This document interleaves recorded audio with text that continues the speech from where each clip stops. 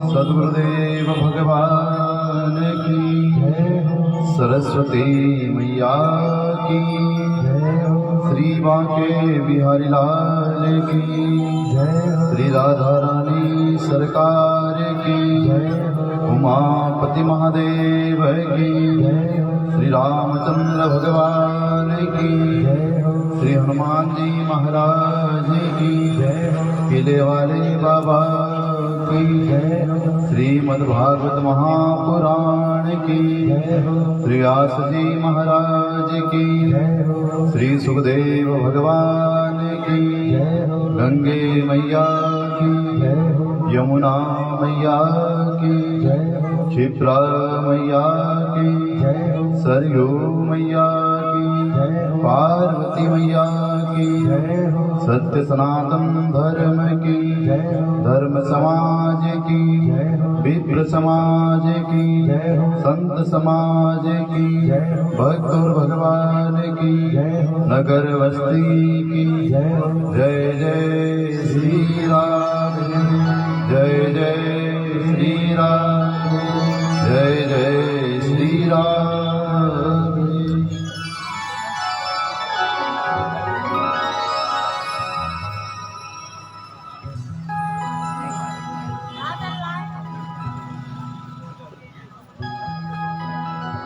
परम मंगलमय परात्पर अखिलेश्वर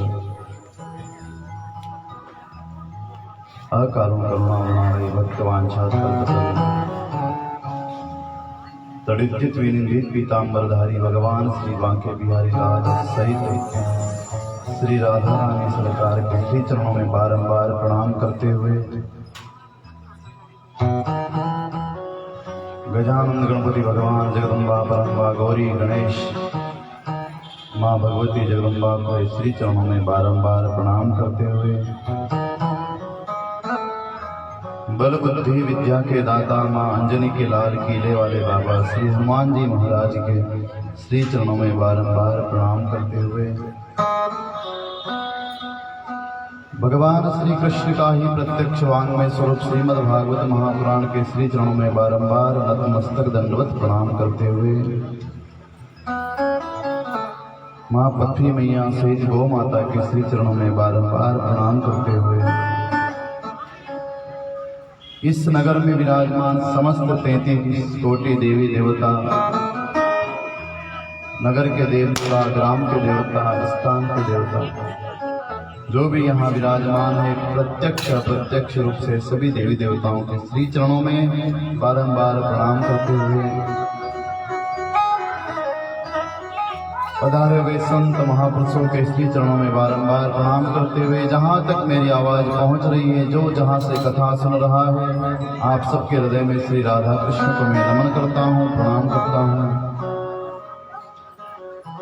साथ ही मंचासीन विराजमान हमारे ब्राह्मण देवता पूज्य गुरुदेव सहित सभी विप्र देवताओं के श्री चरणों में बारंबार प्रणाम करते हुए इस भगवत पांडाल में विराजमान मेरी मातृ शक्तियां व मेरे भाई, आपके हृदय में विराजमान श्री राधा कृष्ण को मैं प्रणाम करता हूँ, नमन करता हूँ। चतुर्थ दिवस की पावन कथा में विराजमान हमारा साथ दे रहे हमारे संगीत के भाइयों को जय श्री राधे, जय श्री कृष्ण। चतुर्थ दिवस की पावन कथा में आप हम सब प्रवेश करें।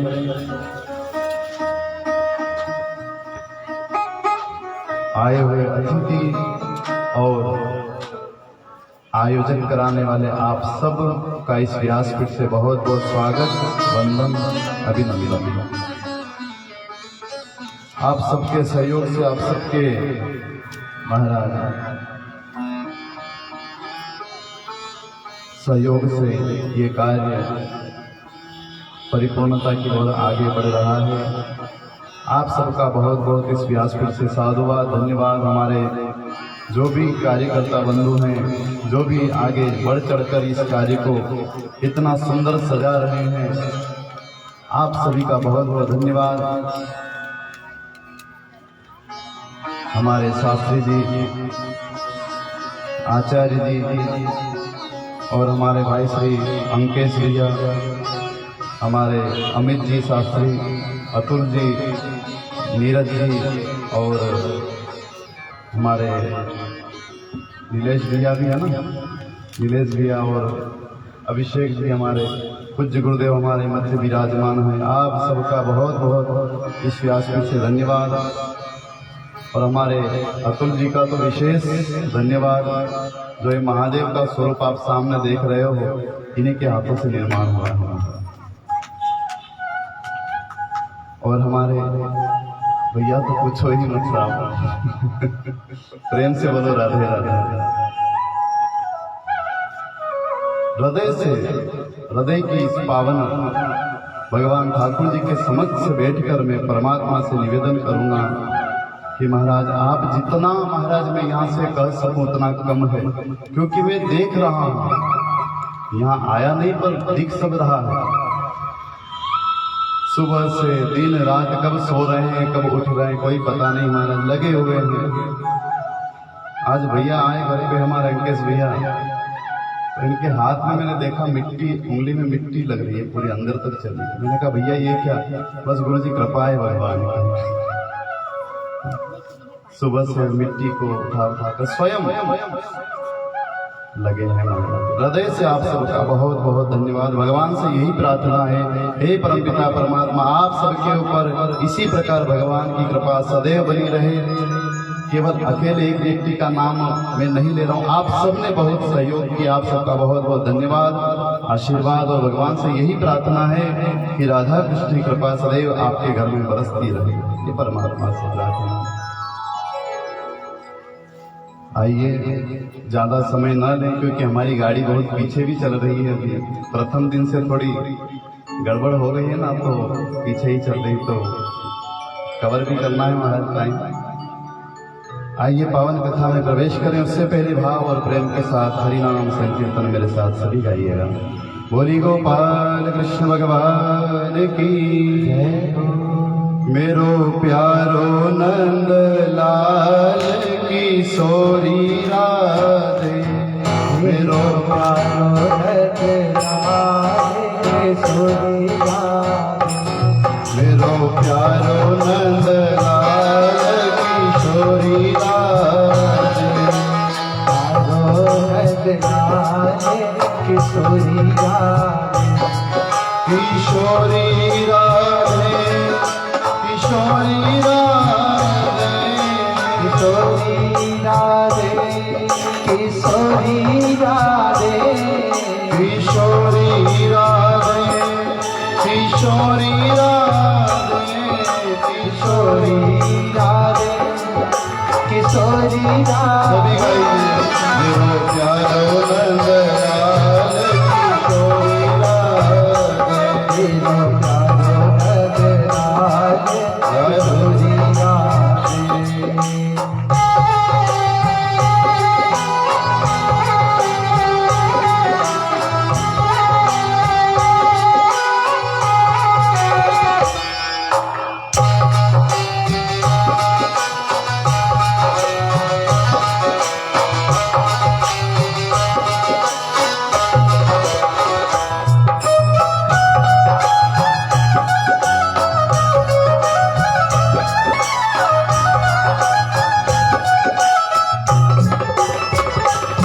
मेरो प्यारो नंद लाल किशोरी राधे, मेरो प्यारो नंद लाल किशोरी राधे।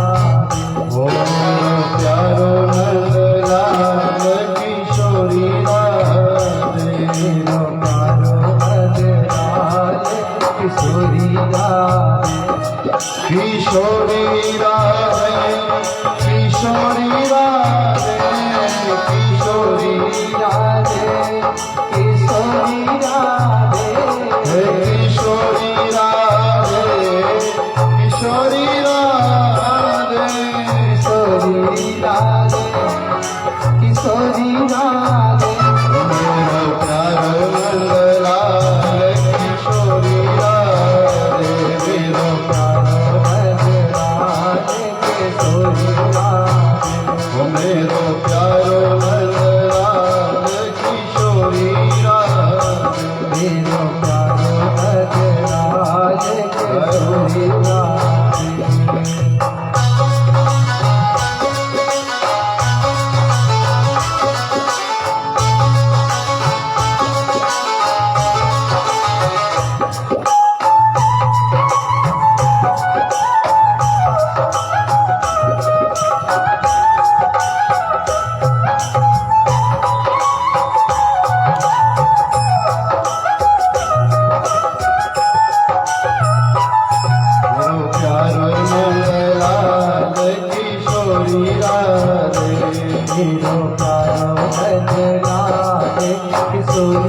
ओ मेरे प्यारो नंदलाल किशोरी राधे, मेरो प्यारो नंदलाल किशोरी राधे, ओ मेरो प्यारो नंदलाल किशोरी राधे, मेरो प्यारो नंदलाल किशोरी राधे, हमारो प्यारो नंदलाल किशोरी राधे, हमारो प्यारो नंदलाल किशोरी राधे, हमारो प्यारो नंदलाल किशोरी राधे, हमारो प्यारो नंदलाल किशोरी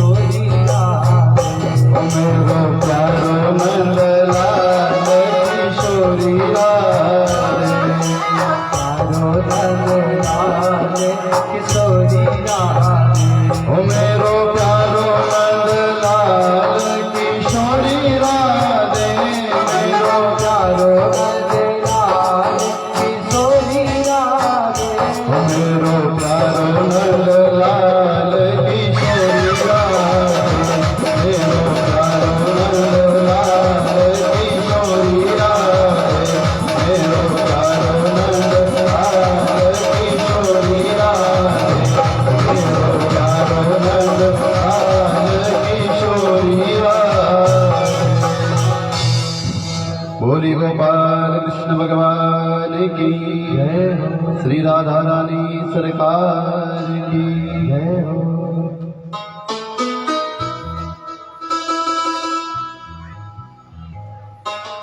आइए परम पुनित पावन श्री ज्ञान गंगा में आप हम सर्व प्रवेश करें। जीवन का सच्चा सुख, सच्चा आनंद प्यारे यही है। भगवान की पावन कृपा, भगवान की विशेष अनुकंपा, भगवान की यह पावन कथा आप हम सबको प्राप्त हो। महापुरुषों का दर्शन, संत का समागम, यही जीवन का सच्चा आनंद है और इसी में मानव जीवन धन्य है। प्रेम से बोलो राधे राधे राधे। बहुत सारे दुनिया में ऐसे लोग बैठे हैं, ऐसे मानव बैठे हैं जो महाराज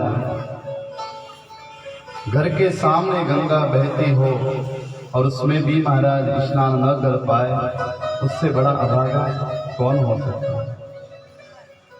सामने सागर बह रहा है और महाराज फिर भी हमने स्नान न किया हो तो हमसे बड़ा अभागा और कौन होगा। ये जो समय है प्यारे, ये बार बार नहीं आएगा।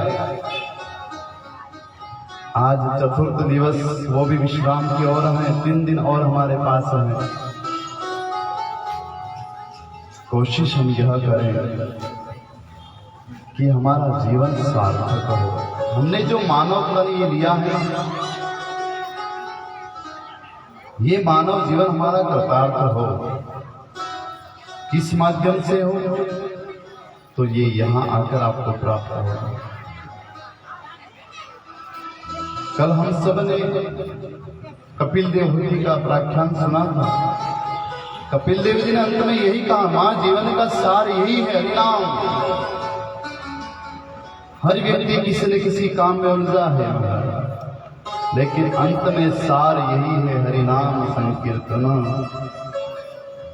मैंने एक दिन आपको बताया था कि पैर में कांटा चुभता है तो संसार के लोगों का हम नाम नहीं लेते, कांटा चुभते ही हमारे मुंह से नाम निकलता है भगवान। क्योंकि कहीं न कहीं हम अपने अंदर आत्मा से जानते हैं कि जब कोई काम नहीं आता वहां मेरा परमात्मा काम आता है। और उसके बाद जानने के बाद भी हम न माने तो हमसे बड़ा नादान कोई और हो ही नहीं सकता। प्रेम से बोलो राधे राधे, अच्छे से बोलो राधे राधे।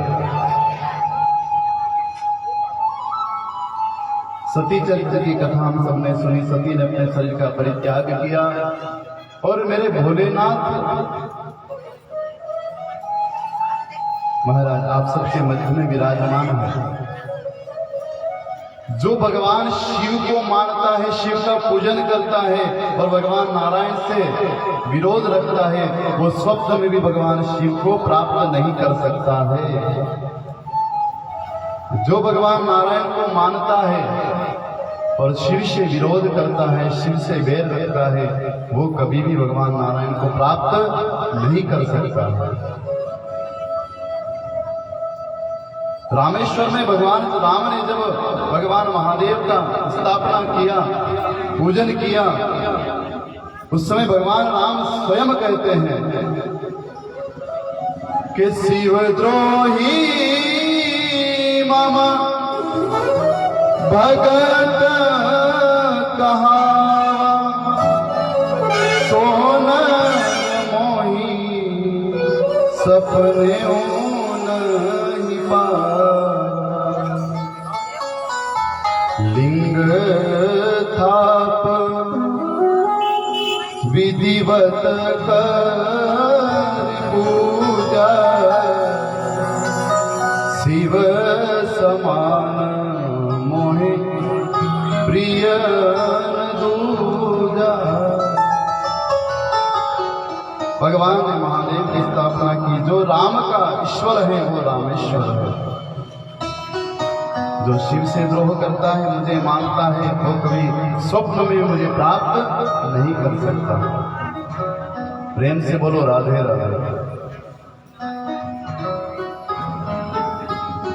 सुखदेव स्वामी राजर्षि परीक्षित को गंगा के तट पर यह पावन कथा सुनाते हैं। राजन, इस प्रकार मैंने आपको यह पावन कथा सुनाई।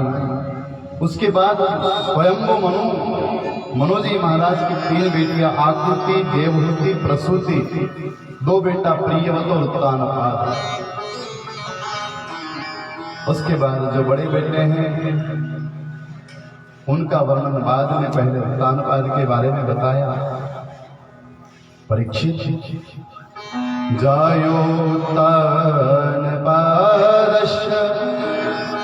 सुनीति सुरुचिस्तयो सुरुचि प्रेयसी प्रत्यो नतराम यत्सुतो ध्रुवः।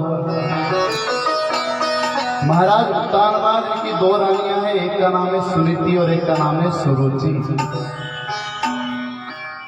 हम सबकी 2 पत्नियां हैं, एक का नाम है सुनीति और एक का नाम है सुरुचि। अब हमको प्रिय क्या है ज्यादा? रुचि। किसी को नीति की बात बताओ ना तो उसको नीति की बात समझ में नहीं आती। महाराज हमको नहीं समझ में आती, हम तो अपनी जो रुचि है वो काम करेंगे। हाँ, नीति की बात जल्दी समझ में नहीं आती। उत्तानपाद की भी यही दशा है महाराज। वो नीति से प्रेम नहीं, रुचि से ज्यादा स्नेह करता है, प्रेम करता है। दोनों के यहाँ एक एक बेटा है। महाराज सुनीति के यहाँ बेटा है ध्रुव और सुरुचि के यहाँ महाराज उत्तम। लेकिन उत्तानपाद दोनों रानियों से महाराज एक को तो बहुत प्रेम करता है और एक को दासी की तरह रखता है। सुरुचि से तो बहुत प्रेम करता है, सुनीति को दासी की तरह। महाराज महल से बाहर एक कुटिया बना दी, वहां वो दोनों माता पिता, माता और पुत्र ध्रुव जी महाराज और सुनीति निवास करते हैं। पर प्यारे एक दिन एक घटना घटी। प्रेम से बोलो राधे राधे, अच्छे से बोलो राधे राधे। एक घटना घटती। एक दिन ध्रुव ने कहा, माँ मेरे पिता मुझे अपने पास क्यों नहीं रखते हैं? उत्तम को तो अपने पास रखते हैं, और वो जो एक मेरी माँ है सुरुचि जी, उसको तो अपने पास रखते हैं। आपको और मुझे यहाँ इस बाहर क्यों रखा है? उसी समय सुरीति ने कहा, बेटा तुम्हारे जो पिता है ना, मैं तुम्हारे पिता के यहाँ सबसे पहले आई हूँ। तुम्हारे पिता मुझसे बहुत अधिक प्रेम करते हैं। अब वो नई मांगा आ गई है ना तुम्हारी, इसलिए अब वो रहती है, और मैं तो मुझे कोई फर्क नहीं पड़ता। ध्रुव ने कहा, माँ पर वो मेरा एक भाई उत्तम, वो तो पिता के पास रहता है। माँ एक सच बात बताऊं, मुझे भी अपने पिता के पास रहना है। प्रेम से बोलो राधे। सुनते ही महाराज माँ ने कहा, बेटा पिता के पास रहना है, पिता के पास जाना। बोले माँ मेरे पिता उत्तम को तो अपनी गोद में बिठाते हैं, मुझे आज तक बिठाया नहीं। आप कहो तो मैं अपने पिता के पास चला जाऊं? माँ ने कहा, ठीक है बेटा चले जाओ। और महाराज उसी समय चल पड़ता है ध्रुव अपने पिता के पास। उत्तानपाद राज सिंहासन पर बैठे थे, सामने से ध्रुव आता है, नन्हा सा बालक, 4 वर्ष का बालक है। हाथ जोड़कर पिता को प्रणाम किया और देख रहा है पिता को। पिता उठाने के लिए जैसे ही आगे बढ़े, उसी समय पास में बैठी थी श्रीमती सुरुचि ने महाराज टेढ़ी निगाह करके देखा, खबरदार सावधान, आपने ध्रुव को अपनी गोद में बिठाया तो। क्योंकि सुरुचि जानती है अगर ध्रुव को अपनी गोद में इन्होंने बिठा लिया तो आने वाले समय में इसी ध्रुव को ये राजा बना देंगे, और मैं नहीं चाहती कि मेरा बेटा वंचित रह जाए और ये ध्रुव राजा बन जाए। महाराज उत्तानपाद ध्रुव को उठाने वाले थे, वापस छोड़ दिया और स्वयं बैठ गए। उत्तम को गोद में बिठा लिया, ध्रुव को नहीं बिठाया। ध्रुव देख रहा, पिताजी मुझे भी आपकी गोद में बैठना, नन्हा सा बालक। उत्तानपाद ने कहा, बेटा पहले पास में जो तुम्हारी माँ है ना, उनसे अनुमति ले लो, सुरुचि से अनुमति ले लो। नन्हा सा बालक महाराज, छोटे छोटे हाथ पैर, छोटी छोटी आंखें, मुख लेकर माँ सुरुचि के पास गया और कहा, माँ आप कहिए ना पिताजी से मुझे गोद में बिठाए। ध्यान देना सुरुचि ने क्या कहा, ध्रुव अगर तुझे तेरी पिता की गोद में बैठना है ना, तो पहला भगवान की तपस्या कर, पहले भगवान की आराधना कर, और जब भगवान प्रसन्न हो जाए तब उस भगवान से कहना कि मुझे सुरुचि की गोद में, मुझे सुरुचि के गर्भ से जन्म दे। जब मेरे द्वारा तुम्हारा जन्म होगा तब तुम पिता की गोद में बैठने के अधिकारी बनोगे। अपने शरीर को भी भगवान से बड़ा बता दिया। और क्या कहती है, तपस्या करो कि तपसाराध्य पुरुष तस्यैवानुग्रहेण में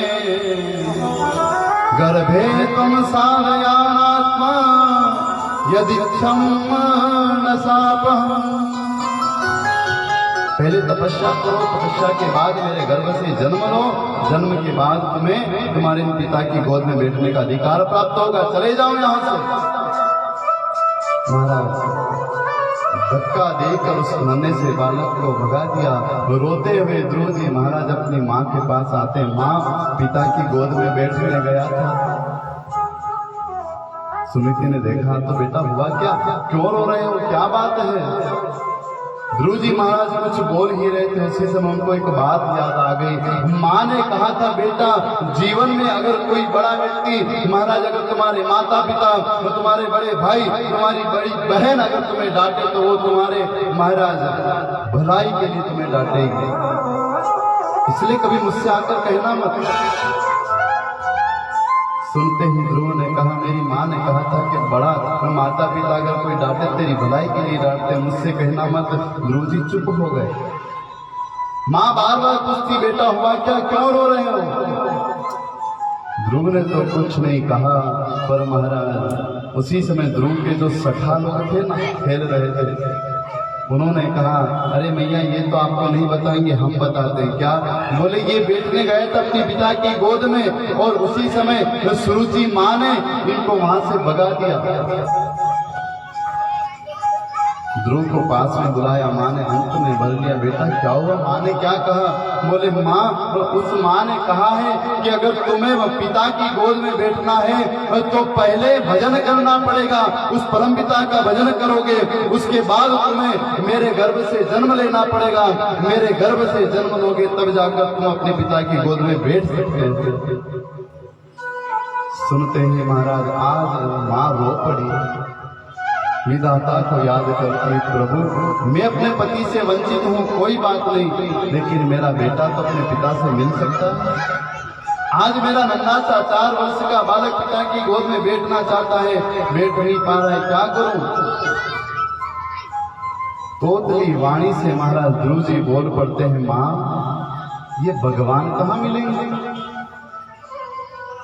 ध्यान देना मेरे भाई बहन, ये होती है चोट, ये वाणी की चोट होती है। मैं बार बार कथाओं में कहता हूँ, प्यारे जीवन में एक बार महाराज आप किसी को चाटा मार देंगे, 2-4 दिन में वो भूल जाएगा, लेकिन जो वाणी का बाण है ना, ये एक बार किसी को लग जाता है तो जीवन पर्यंत बना रहता है, वो कभी मिटता नहीं है।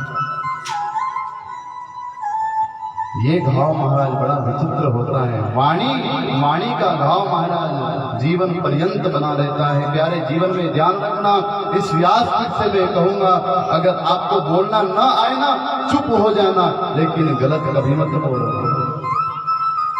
अच्छा बोलो, मीठा बोलो। हमारे कारण सामने वाले पर आघात हो, सामने वाले पर महाराज प्रहार हो, ऐसी वाणी बोलने से पहले तो मौन हो जाओ। ऐसी वाणी बोलिए मन का पखो,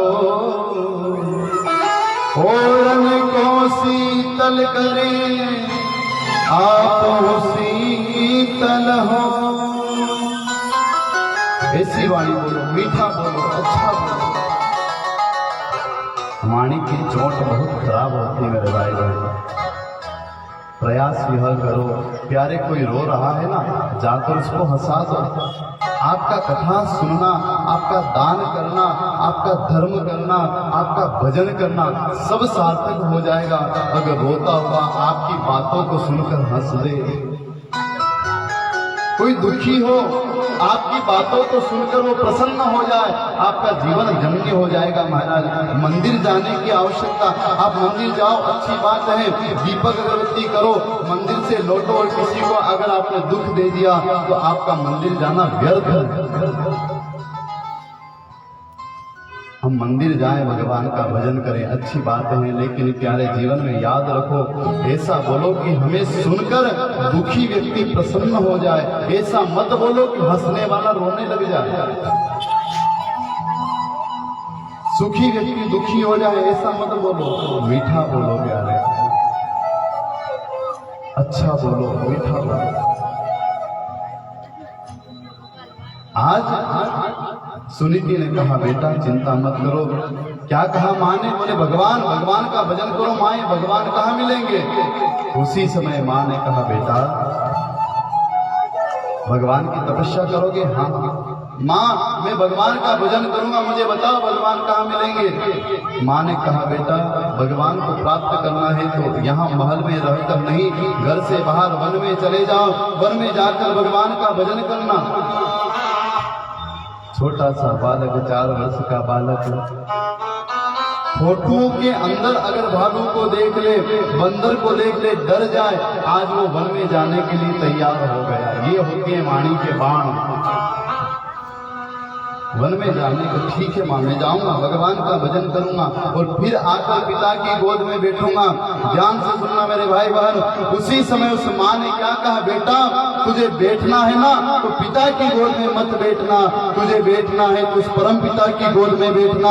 अरे पिता की गोद से तो तू कभी भी उतार दिया जाएगा, जो परम पिता की गोद में बैठता है फिर उसको उतारा नहीं जाता है। उस परम पिता की गोद में बैठना, जो उसकी गोद में एक बार बैठ जाए ना, जो उसके चरणों में एक बार बैठ जाए। महाराज दुनिया का मकसद क्या है, दुनिया का लोग क्या करते हैं, आज आपको हमसे स्वार्थ है, हमको आपसे स्वार्थ है, एक दूसरे को पकड़ लेते हैं और स्वार्थ खत्म हुआ कि एक दूसरे को छोड़ देते हैं। ये दुनिया का दस्तूर है। पकड़ना है प्यारे तो परम पितामह का चरण पकड़ लो।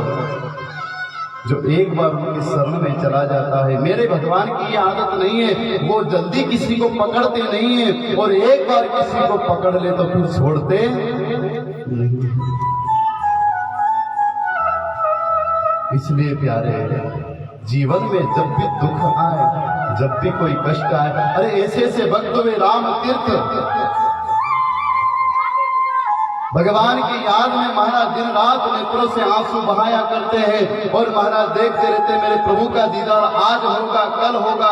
महाराज एक बार बारिश का समय आया, बरसात होने लगी, उसी समय महाराज आकाश में देखकर राम तीर्थ कहने लगे, अरे ओ बादलों जरा थोड़ी देर रुक जाओ, मेरा भगवान आने वाला है, मेरा परमात्मा आने वाला है, एक बार उसका दर्शन कर लूं। वो होते हैं भक्त, बादल से कह रहे हैं राम तीर्थ, क्या कहा, ये अपरे कर्म जरा थमकर बरस, अपरे कर्म बादलों से, ये अपरे कर्म जरा थमकर बरस, इतना ना बरस कि वो आ ना सके, और वो आ जाए तो फिर जमकर बरस, और इतना बरस कि वो जा ना सके। ऐसे ऐसे भक्त इस भारत भूमि में हुए हमारा। एक बार मेरा परमात्मा आ जाए, बस उसको कैद कर लूं, फिर इतना बरसना है कि वो वापस बाहर न जा पाए। ये होते हैं महाराज महाराज। कहने का अभिप्राय मेरा यह है प्यारे, एक बार परमात्मा का चरण पकड़ लो, उसका चरण पकड़ लिया ना, फिर दुनिया का चरण पकड़ने की जरूरत नहीं पड़ेगी। माँ ने कहा बेटा वन में चले जाओ, भगवान का भजन करो। माँ मैं यहीं बैठकर भगवान का भजन करूं? तो माँ ने कहा बेटा जिस पिता की गोद में बैठने का तुम्हें अधिकार नहीं है, उस पिता की छत्र छाया में रहने का भी तुम्हें कोई अधिकार नहीं है। तुम्हारे पिता ने तुम्हें गोद में नहीं बिठाया ना, तो इनके बनाए हुए महल में भी तुम मत रुको, चले जाओ यहाँ से। एक माँ अपने दिल पर पत्थर रखकर अपने नन्हे से बेटे को विदा कर रही है, जाओ। चल पड़े ध्रुव जी महाराज, जो फोटो के अंदर बंदर भालुओं से डर जाया करते थे, आज महाराज वन में जा रहे, वहां तो हकीकत के बंदर भालू मिलेंगे, क्या होगा। लेकिन माँ ने दिल पर पत्थर रखा, भेज दिया, जाओ बेटा, मेरा आशीर्वाद तुम्हारे साथ है। मेरे भाई बहन, जीवन में माता पिता का आशीर्वाद है तो सब कुछ है। माँ ने कहा बेटा चिंता मत करो। अब ध्रुव ने पूछ लिया माँ तो वहाँ बंदर भालू मिलेंगे, सांप मिलेंगे, तो बड़े बड़े हाथी अजगर ये सब मिलेंगे, मैं क्या करूँगा। तो माँ ने कहा बेटा चिंता मत करो, जब तक महाराज 9 माह गर्भ में तुमको हमने रखा है, 9 माह गर्भ में जिस भगवान ने तुम्हारी रक्षा करी, वो वन में भी तुम्हारी रक्षा करेगा, वो जंगल में भी तुम्हारी रक्षा करेगा। जिसने अभी तक संभाला है आगे भी संभालेगा। विश्वास हो फलदायक, विश्वास है तो सब कुछ है महाराज, नहीं तो कुछ नहीं। चल पड़े ध्रुव जी महाराज, माँ ने आशीर्वाद दिया, भगवान तुम्हारा कल्याण करे। चल पड़े ध्रुव। इधर ध्रुव को जब जाना हुआ, उसी समय महाराज कब तक माँ अपने आंसुओं को रोक पाती। जैसे ध्रुव जी महाराज आगे बढ़े, नेत्रों से आंसू आने लगे। माँ को ध्रुव ने देखा, माँ आप रो रही हो? बोले नहीं बेटा, बस वो तो आंसू ऐसे ही आ गए, तुम जाओ। माँ अगर आपके आंखों से ऐसे आंसू आएंगे तो मैं कैसे जाऊंगा। जैसे जैसे महाराज अपनी ममता को अंदर दबाया, माँ ने आंसू पोंछती है, आशीर्वाद देती है, अपने बच्चों का सर चूमती है, हाथ घुमाती है, जाओ बेटा भगवान तुम्हारी रक्षा करेगा। और नन्हे से ध्रुव जी महाराज चल पड़े, नंगे पैर जा रहे हैं। बालक को देखकर महाराज पहली बार ध्रुव जी महाराज अपने महल से बाहर निकले हैं, और जैसे ही जा रहे हैं, माँ अब अपने आंसुओं को रोक नहीं पाई, भागती हुई कमरे में आती है, दरवाजा बंद करती है और दरवाजे का सहारा लेकर रोने लगती है। अगर बाहर रोऊंगी मेरा बालक ध्रुव देख लेगा, पुनः लौट कर आ जाएगा। मेरे भाई बहन ध्यान देना, बच्चों की भक्ति में कभी व्यवधान उत्पन्न मत करो।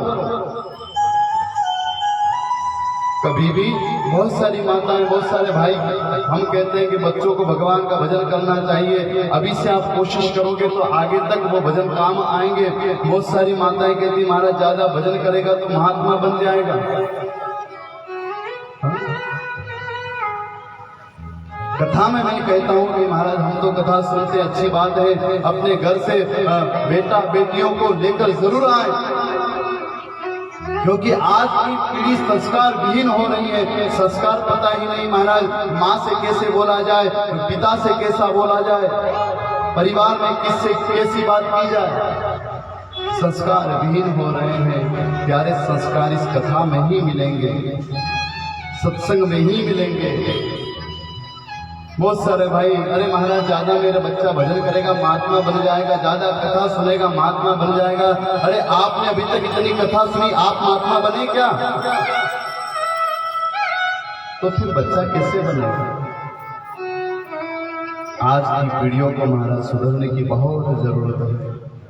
छोटा सा महाराज ये मोबाइल हाथ में क्या आ गया, पूछो ही मत। दिन रात इसमें चैट कर रहे हैं, व्हाट्सएप और फेसबुक और ट्विटर और पता नहीं इंस्टाग्राम लगे हैं महाराज। अरे यहाँ तक कि माता पिता सामने बैठकर भोजन कर रहे हैं, प्रसाद पा रहे हैं। माँ कहती है बेटा रोटी लेकर आ जा, पिता कहते हैं बेटा पानी लेकर आ जा, लेकिन बेटा सुनता नहीं, वो तो इंस्टाग्राम में लगा है। कहां सुनेगा? ये हंसने की बात नहीं, वास्तविकता है महाराज। उसमें लगे हैं छोटे से मोबाइल को लेकर। बस जिस माँ ने हमको 9 माह गर्भ में रखा महाराज, और जन्म लेने के बाद जो महाराज खुद गीले में सोती थी, हमें सूखे में सुलाती थी, जो पिता हमारी इच्छा पूर्ण करने के लिए दिन रात मजदूरी किया करते थे, वो पिता पानी मांग रहा है और हम मोबाइल में घुसे हैं। कहां के संस्कार है? प्यारे भगवान कब प्रसन्न होंगे? जिस घर में माता पिता मुस्कुराते हैं, जिस घर में माता पिता प्रसन्न होंगे, उसी घर में महाराज मेरा भगवान, मेरा गोविंद प्रसन्न होगा। नहीं तो महाराज कितना अभिषेक कर दो, कितना जल चढ़ा दो, कितनी ही तपस्या कर दो, कितना ही महाराज फल चढ़ा दो, कितना ही धन दे दो, भगवान प्रसन्न होने वाले नहीं। घर में माँ रो रही है, घर में माँ बैठी बैठी रो रही है, पिता बैठे बैठे रो रहे हैं, और हम महाराज मंदिरों में जाकर जल चढ़ा रहे, अभिषेक कर रहे हैं, खूब धन लुटा रहे हैं। व्यर्थ है। कम से कम महाराज अपने माता पिता को प्रसन्न तो रखो। माँ के नेत्रों से आंसू बह रहे हैं और महाराज बाहर के लोगों को हम खुश रख रहे हैं। महाराज इस धरती पर भगवान को भी जन्म देने वाली अगर कोई है तो वो होती है माँ। रामकृष्ण को इस धरती पर अगर लाई है तो वो है माँ। और महाराज हम उसी माँ को प्रताड़ित करते हैं, उसी माँ का दिल दुखाते हैं। हमें शर्म नहीं आती, हमें ये बात समझ में नहीं आती कि महाराज जिस माँ ने अपना महाराज हमें जन्म देने के लिए महाराज अपना शरीर समाप्त कर दिया, उस मां को हम प्रताड़ित कर रहे हैं। उस व्यक्ति को इस धरती पर जीने का अधिकार नहीं है महाराज, जो अपने माता पिता को महाराज जैसे पशुओं को रखते से माता पिता को पूछता ही नहीं, बाहर कर देता है। बुरा लगे तो माफ करना मेरे भाई बहन, लेकिन जो सत्य बात है वो मैं यहां से कहूंगा। माता पिता दुखी और भगवान की सेवा कोई मतलब नहीं। इससे अच्छा कि आप मत करो तो ही अच्छा। मेरा निवेदन है, और जहां तक मेरी आवाज जा रही है मैं सभी से निवेदन करूंगा, प्यारे अगर अभी तक आप अपनी माता पिता से दूर हैं, अभी तक अगर आपने माता पिता की सेवा न करी हो, अभी तक आप अपने माता पिता से न बोलते हो, तो यहाँ से जाने के बाद आपका कथा सुनना तभी सार्थक होगा, आपका अभिषेक करना तभी सार्थक होगा कि यहाँ से जाने के बाद अपने माता पिता को आप गले लगा लो, अभी तक मुझसे भूल हो गई थी, अब ऐसी भूल मैं नहीं करूंगा। तब हमारा जीवन सार्थक है। नहीं तो महाराज अगरबत्ती घुमाने से भगवान नहीं मिलते। अगर अगरबत्ती घुमाने से भगवान मिलते तो सबसे पहले फैक्ट्री वाले को मिलते। जो अगरबत्ती बनाता है ना उसको पहले मिल जाते। मेरा निवेदन है मेरे भाई, माता पिता को कभी कष्ट मत दो। मानव तन मिला है, हमारा जीवन मिला है, मानव जीवन मिला है। माता पिता को कभी महाराज कष्ट मत दीजिए। जरा कभी उनके जीवन में जाकर देखना हमारे लिए उन्होंने क्या क्या किया है। हाँ? बेटा थक कर आता है ना घर, काम करके आता है, और माँ अगर भोजन कर रही हो, भोजन करती है, बेटे को देख लेती मेरा बेटा आ गया है, थाली छोड़ देती है और सबसे पहले बेटे को भोजन कराती। ये होती है माँ। बेटे ने मांग लिया, पिताजी मुझे इस चीज की आवश्यकता है। बेटी ने कहा पिताजी मुझे ये चाहिए। महाराज बाप खुद बिक जाएगा बाजार में, लेकिन अपने संतान की महाराज जो फरमाइश पूरी करता है वो होते हैं बाप। बहुत सारे बेटे बच्चे बच्चियां आजकल कहती हमने इतना महाराज नौकरी करती है, हम ये करते हैं वो करते हैं, हमने अपने माता पिता को बहुत सारा धन दे दिया। अरे तुम अपनी चमड़ी उतरवा के उनके जूते बना लो तब भी उरी नहीं हो सकते हो, क्या दोगे? मेरा निवेदन है मेरे भाई बहन, माता पिता को कभी कष्ट मत दो। क्या क्या हम उनकी फरमाइश पूरी करेंगे, क्या हम उनके सपने पूर्ण करेंगे? अरे माता पिता के तो एक ही सपना होता है। माता पिता जब भी महाराज दरबार में जाते, भगवान के दरबार में जाते हैं, अपने लिए कुछ नहीं मांगते, सिर्फ इतना मांगते हैं कि मेरे बेटा बेटी हमेशा खुश रहे, प्रसन्न रहे, और कुछ नहीं मांगते। जो अपनी खुशियों के लिए, अपने बच्चों की खुशियों के लिए महाराज स्वयं बिक जाते हैं, उन माता पिता को हम कष्ट दें। पुनः मैं निवेदन करूंगा मेरे भाई बहन, अगर आप अगर कथा के बाद व्यास जी को दक्षिणा दी जाती है, बिना दक्षिणा के महाराज कथा का फल नहीं मिलता। अगर आपको दक्षिणा देना है तो मेरी यही दक्षिणा है मेरे भाई बहन कि जो बेटा, जो बेटी, जो सास, जो बहू महाराज अपने माता पिता से बोल नहीं रही हो, माता पिता से अलग हो या माता पिता के साथ न हो, एक बार मेरा बस यही गुरु दक्षिणा होगी, यही कथा की दक्षिणा होगी कि आज से जाकर अपने माता पिता को, अपने सास ससुर को गले लगाकर कह देना, माँ अभी तक मुझसे भूल हुई लेकिन अब मैं आगे भूल नहीं करूंगा या नहीं करूंगी। आपका कथा सुनना सार्थक हो जाएगा और मेरा गोविंद प्रसन्न हो जाएगा मेरे भाई बहन। जिस घर में सास ससुर, जिस घर में माता पिता प्रसन्न हो जाते हैं, उस घर में मेरा गोविंद प्रसन्न हो जाता है। प्रेम से बोलो राधे राधे। ध्रुव जी महाराज आज पहुंचते हैं, वन में जा रहे हैं, चलते चलते चलते चलते इधर माँ भगवान से कहती है, प्रभु मेरे बच्चे की रक्षा करना। नारद जी से मुलाकात होती है, नारद जी कहते अरे बेटा कहाँ जा रहे हो? ध्रुव ने कहा महाराज भगवान की भक्ति करने के लिए जा रहा। भगवान? हाँ। नारद जी ने परीक्षा ली, ध्रुव जी महाराज परीक्षा में पास होते हैं, आशीर्वाद दिया, जाओ बेटा मेरा आशीर्वाद है, यमुना के तट पर आनंद वन में जाकर तुम भगवान का बहुत भजन करना। 6 माह के अंदर भगवान स्वयं तुम्हें दर्शन देने के लिए तुम्हारे पास आ जाएंगे, ये मेरा आशीर्वाद है। एक संत का आशीर्वाद हुआ और महाराज उसी समय ध्रुव जी महाराज कुछ समय तक फल खाकर भगवान का भजन करते हैं, कुछ समय तक महाराज पत्ते खाकर भगवान का भजन करते हैं, कुछ समय महाराज जल पीकर भगवान का भजन करते हैं। महाराज धीरे धीरे अपने भजन को बढ़ाते रहे, यहाँ तक कि महाराज खाना पीना छोड़ दिया, श्वास श्वास में भगवान का नाम लेने लगे। और अंत में महाराज 6 माह के पश्चात नारद जी महाराज नारायण के पास पहुंचते हैं। अरे प्रभु आपका एक नन्हा सा भक्त आपका भजन कर रहा है, जाकर दर्शन दो।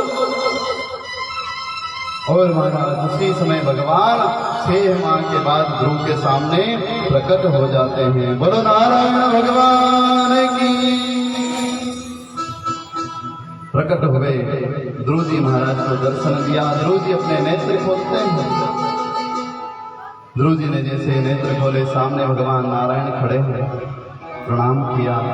अब स्तुति तो आती नहीं, क्या कहूं क्या बोलूं, कुछ पता नहीं। नारद जी ने ये तो कहा है कि भगवान का दर्शन होगा, लेकिन दर्शन होने के बाद कहना क्या है पता नहीं, बस देख रहे हैं। भगवान ध्रुव से कहते हैं बेटा वरदान मांगो, क्या चाहिए? ध्रुव जी कहते हैं प्रभु मुझे नहीं पता मुझे क्या मांगना है।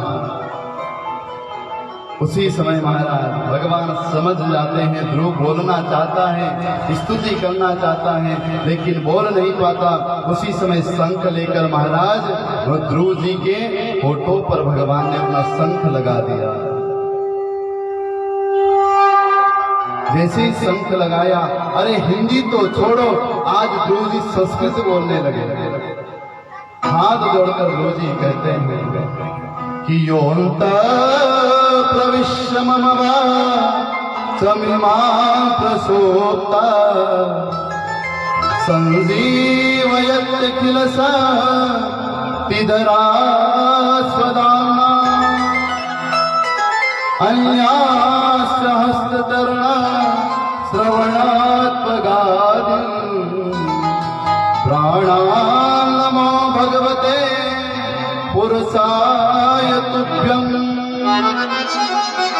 हे राम, हे परमपिता परमात्मा, आपकी कृपा से योऽन्तः प्रविश्य मम वाचमिमां प्रसुप्ता, आपकी कृपा से गूंगा भी बोलने लगता है, आपकी कृपा से बहरा भी सुनने लगता है, आपकी कृपा से लंगड़ा भी महाराज पहाड़ चढ़ जाता है। ये आपकी कृपा है। मूकम करोति वाचालं पंगुम लंघयते गिरिम यत्कृपातमहं वंदे परमानंद माधवम। लंगड़ा भी महाराज पहाड़ी चढ़ जाता है, गूंगा भी महाराज बोलने लगता है, अंधा भी देखने लगता है। हाँ, ये आपकी कृपा नहीं तो प्रभु क्या है। मैं आपको कोटि प्रणाम करता हूँ, नमन करता हूँ। भगवान ने कहा बेटा मैं तुम्हारी भक्ति से बहुत प्रसन्न हूँ, मांगो क्या चाहिए? ध्रुव जी ने कहा प्रभु मुझे कुछ नहीं चाहिए, बस आपकी कृपा सदैव बनी रहे। भगवान कहते हैं नहीं बेटा, तुम यहाँ इसलिए आए थे ना कि पिता की गोद में बैठना है। ध्रुव जी कहते हैं हाँ प्रभु इसीलिए तो आया था। तो बेटा चिंता मत करो, आज से तुम इस धरती पर महाराज राजा बनोगे और 36,000 वर्ष तक तुम राज्य करोगे। उसके बाद तुम्हें सुंदर लोक दिया जाएगा जिसका नाम होगा ध्रुव लोक। वहां जाकर तुम निवास करना, ये मेरा आशीर्वाद है। भगवान को प्रणाम करके ध्रुव जी महाराज ने आशीर्वाद को स्वीकार किया। इधर महाराज ध्रुव जी महाराज प्रणाम करते हैं, भगवान वहां से पर ध्यान होते हैं। ध्रुव जी महाराज अपने नगर को आते हैं। नारद जी ने ध्रुव के पिता उत्तानपाद से कहा अरे महाराज तुम राजकाज में उलझे हो, तुम्हारे नन्हे से बालक ने भगवान को प्राप्त कर लिया और तुम इस राजकाज में उलझे। सुनते ही महाराज उत्तानपाद को अपनी गलती का एहसास हुआ। चल पड़ते हैं सब कुछ छोड़कर, मेरा बेटा आ जाए उसको राजा बना दो, मैं जा रहा हूँ। और महाराज उसी समय ध्रुव जी आते हैं। जो माता महाराज सुरुचि जिसने अपमानित करके महाराज भेजा था, आज वही माता ध्रुव का स्वागत करती है। ये भक्ति में ताकत होती है महाराज, ये भक्ति में ताकत होती है। जिस माता ने अपमान किया था, जिस माता ने ध्रुव को ठुकराया था, भक्ति में वो सामर्थ्य है कि आगे वही माता आती है और ध्रुव का स्वागत करती है। देखते ही रोने लगती है सुरुचि, बेटा मैंने तुम्हें बहुत कष्ट दिया और आज देखो ध्रुव ने भी क्या किया। ध्रुव ने अपनी माता को प्रणाम नहीं, सौतेली माँ को पहले प्रणाम किया। क्यों? बोले ध्रुव ने कहा माँ अगर आज आप नहीं होती तो मुझे उस नारायण का दर्शन भी नहीं होता। मैं आपको प्रणाम करता हूँ। और महाराज जैसे ही ध्रुव को प्रणाम करते देखा, सुरुचि ने उठाकर अंक में भर लिया, आंसुओं से महाराज पूरा शरीर भिगो लिया। बेटा बहुत सताया है मैंने तुम्हें। नहीं माँ, अगर आपकी कृपा नहीं, जैसे महाराज राम कथा में भगवान राम चित्रकूट जब भरत जी महाराज सबको लेकर आते हैं तो सबसे पहले मेरे प्रभु श्री राम माँ कैकेयी को प्रणाम करते हैं। क्यों? बोले माँ अगर आप नहीं होती ना तो संतों का दर्शन भी मुझे नहीं होता, तीर्थों का दर्शन भी मुझे नहीं होता। मैं आपको प्रणाम करता हूँ। ध्रुव जी महाराज तो राज्य गद्दी पर बिठाया उत्तानपाद ने और महाराज वहां से उत्तानपाद चल पड़ते हैं।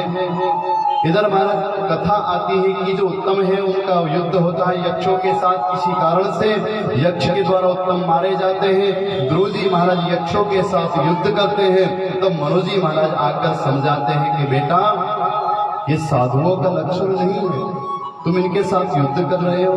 ध्रुव ने कहा पितामह इन्होंने मेरे भाई को मार डाला। बोले तुम्हारे भाई की गलती के कारण वो मारा गया है, तुम घर चले जाओ। और महाराज इस प्रकार 36,000 वर्ष तक राज्य करने के बाद मृत्यु देवी सामने प्रकट होती है। मृत्यु देवी ने कहा ध्रुव समय हो गया है, चलो। ध्रुव ने कहा आप कौन है? बोले मेरा नाम मृत्यु है, जो इस धरती पर जन्म लेता है उसको जाना पड़ता है। तुम्हारा समय पूर्ण हुआ, चलो मेरे साथ। बात चल ही रही थी कि आकाश में पार्षद भगवान के पार्षद विमान लेकर आ जाते हैं। पार्षदों ने कहा ध्रुव तुम्हारी भक्ति के कारण भगवान बहुत प्रसन्न है, चलो तुम्हारे लिए ध्रुव लोग तैयार हैं, इस विमान में बैठे और भगवान के पद को पहुंचो। ध्रुव जी ने कहा मैं आपके साथ चलूं कि ये माता जी खड़ी इनके साथ चलूं? मृत्यु देवी सामने खड़ी हुई। ध्रुव ने कहा अच्छा मृत्यु देवी एक बात बताओ, आप काम क्या करती हो? मृत्यु देवी ने कहा जो इस धरती पर जन्म लेता है ना उसको मैं ले जाती हूँ, मैं स्पर्श करती हूँ, तब महाराज मेरा जो वरदान है वो पूर्ण होता है। ठीक है, तो माँ एक काम करते हैं क्या? बोली कि जो ऊपर विमान है ना ये बहुत ऊंचा है, आप अपना सर नीचा करो, मैं आपको स्पर्श करूं, आप मुझे स्पर्श करें, एक ही बात है, इसलिए आप अपना सर झुकाइए, मैं आपको स्पर्श करके इस विमान में बैठ जाता हूँ। आज पति के वशीभूत होकर मृत्यु ने अपना सर झुका लिया और जैसे ही सर झुकाया ध्रुव जी महाराज मृत्यु के ऊपर पैर रखकर महाराज भगवान के लोक को चले जाते हैं। बोलो ध्रुव जी महाराज की। इस प्रकार महाराज ध्रुव जी विमान में बैठकर जा रहे हैं, उदास है। पार्षदों ने पूछा अरे ध्रुव जी उदास क्यों हैं? आप तो भगवान के धाम को जा रहे हैं। ध्रुव जी ने कहा मैं इसलिए उदास हूँ कि जिस माँ ने मुझे जन्म दिया है वो कहाँ है, कहीं वो पीछे तो नहीं रह गई। उसी समय पार्षदों ने कहा अरे ध्रुव कैसी बात करते हो, तुम्हारे जैसा भक्त जिस घर में हो, तुम्हारे जैसा बेटा जिस माँ की कोख से जन्म ले, वो माँ पीछे रह सकती? जरा ऊपर देखो। ध्रुव ने ऊपर देखा तो एक विमान और जा रहा था जिसमें माँ सुनीति बैठकर जा रही थी। प्रसन्न हो गए ध्रुव जी महाराज और अपनी माँ को प्रणाम करते हैं। और वही ध्रुव लोक आज ही महाराज आकाश में विद्यमान है। ध्रुव लोक में भगवान ध्रुव जी महाराज भगवान की कृपा से वहाँ विद्यमान होते हैं। बोलो ध्रुव जी महाराज की। हर सांस में हो सुमिरन तेरा, यूं बीत जाए जीवन मेरा। हर सांस में हो सुमिरन तेरा, यूं बीत जाए जीवन मेरा। हर श्वास में हो सुमिरन तेरा, यूं बीत जाए जीवन मेरा।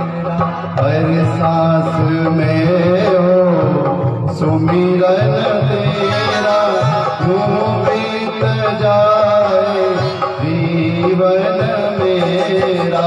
हर सांस में हो सुमिरन तेरा, यूं बीत जाए जय जीवन मेरा। मस्ती से गाइए भाव सबको।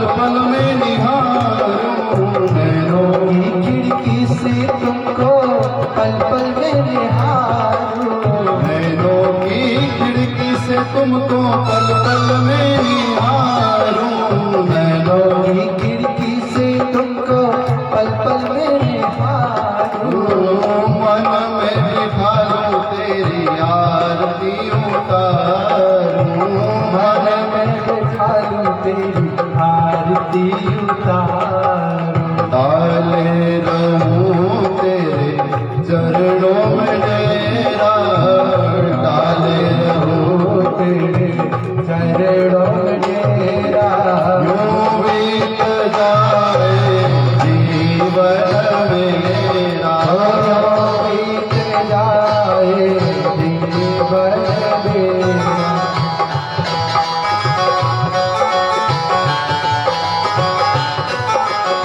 प्रिया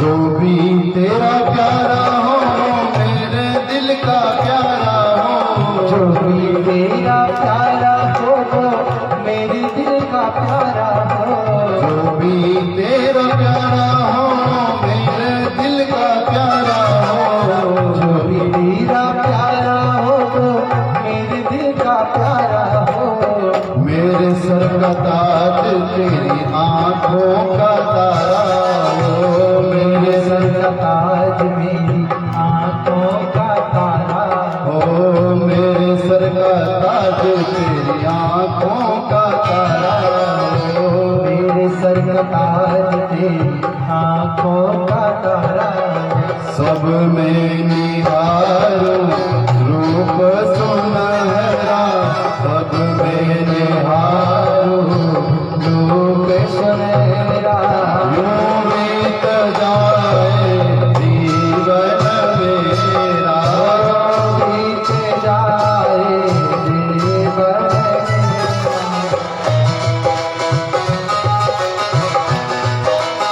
राहे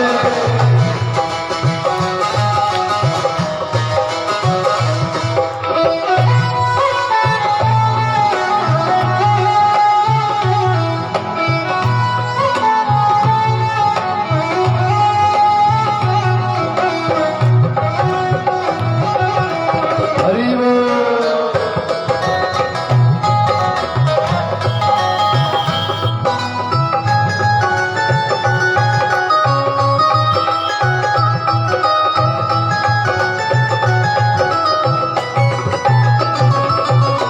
प्यार हो सत्कार हो इकबाल हो तुम्हारा, प्यार हो सत्कार हो इकबाल हो तुम्हारा, प्यार हो सत्कार हो इकबाल हो तुम्हारा, प्यार हो सत्कार हो इकबाल हो तुम्हारा, सुख भी हो सारे पर याद हो ये सारा, सुख भी हो सारे और याद हो सारा, सुख भी हो सारे पर याद हो ये सारा, सुख भी हो सारे पर याद हो सारा, वो आत्मा पर तेरा ही डेरा, वो आत्मा पर तेरा ही तेरा, यूं बीत जाए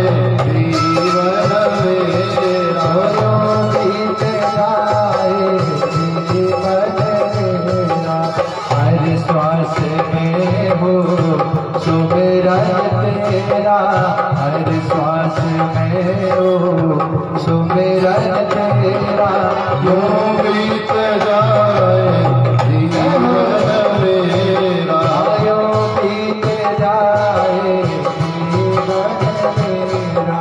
हर सांस में हो सुमिरन तेरा, यूं बीत जाए जीवन मेरा, यूं बीत जाए जीवन मेरा। यूं बीत जाए जीवन मेरा, यूं बीत जाए जीवन मेरा।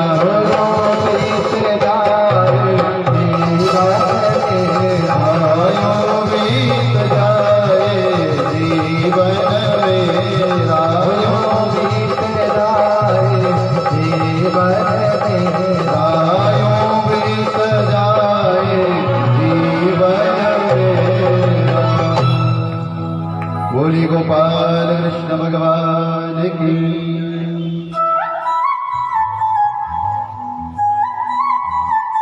हर सांस में हो सुमिरन तेरा, यूं बीत जाए जीवन मेरा। सुखदेव स्वामी कहते राजन, इस प्रकार मैंने उत्तानपाद के प्रिय बेटा ध्रुव के बारे में बताया, उत्तम का चरित्र बताया। इनके वंश में महाराज आगे चलकर राजा अंग होते हैं, अंग के वेन के महाराज पृथु, जिसके कारण इस धरती का नाम हुआ पृथ्वी। बोलो पृथ्वी मैया की जय हो। और महाराज इनके वंश में अनेक राजा हुए, सब एक से बढ़कर एक होते हैं। उसके बाद एक बेटा और मनोजी महाराज का, जिनका नाम है प्रियव्रत। प्रियव्रत के बारे में बताया। प्रियव्रत कैसे है कि प्रियव्रतो भागवत आत्माराम कथम मुने, ग्रहे रमत यन्मूल कर्म बंध पराभव। प्रियव्रत कौन है? जिसका व्रत प्रिय है वो होता है प्रियव्रत। जिसका व्रत शुद्ध हो, सात्विक हो, उसका नाम है प्रियव्रत। हम भी व्रत करते हैं लेकिन हमारा व्रत प्रिय नहीं होता, अप्रिय होता है। कैसे? व्रत तो हम करते हैं, एकादशी आती है, हमारा जब जया एकादशी गई है, प्रथम दिन ही थी शायद, है ना जया एकादशी। जया एकादशी का फल भी बताते हैं महाराज कि जो जया एकादशी करता है उसके पूर्वज प्रसन्न होते हैं, पितृ दोष उसके जीवन में समाप्त होता है, और कोई प्रेत बना है वो भी मुक्त हो जाता है। ऐसी कथा आती है जया एकादशी की। यहाँ विद्वान भी बैठे हैं, सब जानते हैं। हम भी व्रत करते हैं लेकिन प्रिय नहीं, अप्रिय। व्रत करेंगे महाराज, दोनों तीनों टाइम महाराज चकाचक खिचड़ी है, हलाल चकाचक चलेगा। कभी कभी तो मैं देखता हूं तो बड़ा आश्चर्य होता है महाराज। सुबह से शाम तक महाराज माताएं और भाई लोग जो एकादशी करते हैं हम मुंह लटका कर बैठे रहते हैं। एक जगह कथा गा रहा था मैं, शाम को कुछ भाई माताएं मिलने आई। मैंने कहा भैया आज आप ऐसा उदास क्यों हो? क्या करें महाराज, आज क्या वो एकादशी है ना। मैंने एकादशी तुम मुंह लटका कर बैठे हो, भगवान का भजन करना चाहिए। उपवास का मतलब क्या होता है? भगवान के चरणों में वास करना ही उपवास है, और तुम मुंह लटका कर बैठे। नहीं महाराज, वो क्या है, थोड़ा खाने को ठीक से मिलता नहीं है तो थोड़ा सा ऐसा ही, थोड़ा सा कमजोरी आ जाती है एक दिन में। मैं तो कहता हूँ महाराज रोज भोजन करते उतना खर्चा नहीं होता जितना एकादशी के दिन खर्च हो जाता है। फिर मुंह लटका कर बैठ जाते हैं, क्या बताएं। मैंने पूछा क्या, अच्छा तो आपने फलार, बोले महाराज किया ना। मैंने कहा कभी किया? बोले वो सुबह थोड़ा सा जूस वूस ले लिया था, थोड़े महाराज अनार ले लिए थे और थोड़ा दूध ले लिया था। मैंने कहा अच्छा थोड़ा थोड़ा ले लिया? हाँ बस महाराज जी थोड़ा ले लिया। और कथा में गए उससे पहले बोले महाराज वो 11 बजे थोड़ा सा फलार में क्या? बोले साबुदाने की खिचड़ी और कुट्टू का जो आटा होता है, राजगिरी का आटा, उसकी पूड़ी और सब्जी, थोड़ा थोड़ा बस वो थोड़ी सी चिप्स और की वो ले ली। मैंने कहा वाह साहब इतना हाँ हाँ महाराज बस थोड़ा थोड़ा ले लिया। और एक भाई रबड़ी ले आया था तो रबड़ी भी। मैंने कहा वाह रे तेरा राम भला करे, भोजन से ज्यादा तेरे तो उपवास में खा लिया और बोल रहा कि इतना खा लिया महाराज। और फिर मुंह लटका कर बेटा महाराज पूड़ी सब्जी ये वो महाराज पता नहीं क्या क्या क्या क्या खा लेंगे महाराज। हमारा तो उपवास है। अच्छा प्रेम से बोलो राधे राधे। जितना खर्च भोजन में नहीं होता उस दिन तो एकादशी के दिन इतना हम कर देते हैं और दिखाने के लिए महाराज एकादशी है। अरे भैया किसने कहा उसको लेने की मत कर? एकादशी थोड़ी ना आती और कहती अरे भैया तू नहीं करेगा तो कौन करेगा, चल मैं आई हूं तो व्रत कर। वो आकर नहीं कहेगी मत करो ना। व्रत किसको कहते हैं? हम चाहे महाराज भोजन करें लेकिन ऐसा व्रत हो कि महाराज उस दिन भगवान के चरणों में हम वास करें, भूल कर भी किसी को कष्ट ना दे, उसका नाम होता है प्रिय व्रत। उसको प्रिय व्रत कहते हैं। तीनों टाइम महाराज चकाचक खा रहे हो, बोल रहे व्रत, ये कौन सा व्रत है? व्रत कर रहे हो दूसरों को कष्ट दे रहे हो, उस व्रत का कोई औचित्य नहीं है। प्रिय व्रत अच्छा व्रत हो हमारे जीवन में, उसका नाम है प्रिय व्रत। सुखदेव स्वामी कहते राजन प्रिय व्रतो भागवत आत्मा राम कथम मुने। जो स्वयं अपने मन में रमण करते हैं जिस दिन, और एक दिन नहीं, प्रिय व्रत हमेशा भगवान का भजन करते हैं, प्रिय व्रत करते हैं, सबको प्रसन्न रखते हैं, उसका नाम है प्रिय व्रत। ब्रह्मा जी महाराज के कहने से महाराज इन्होंने विवाह किया और विवाह करने के बाद महाराज इनके यहाँ संतान होती है।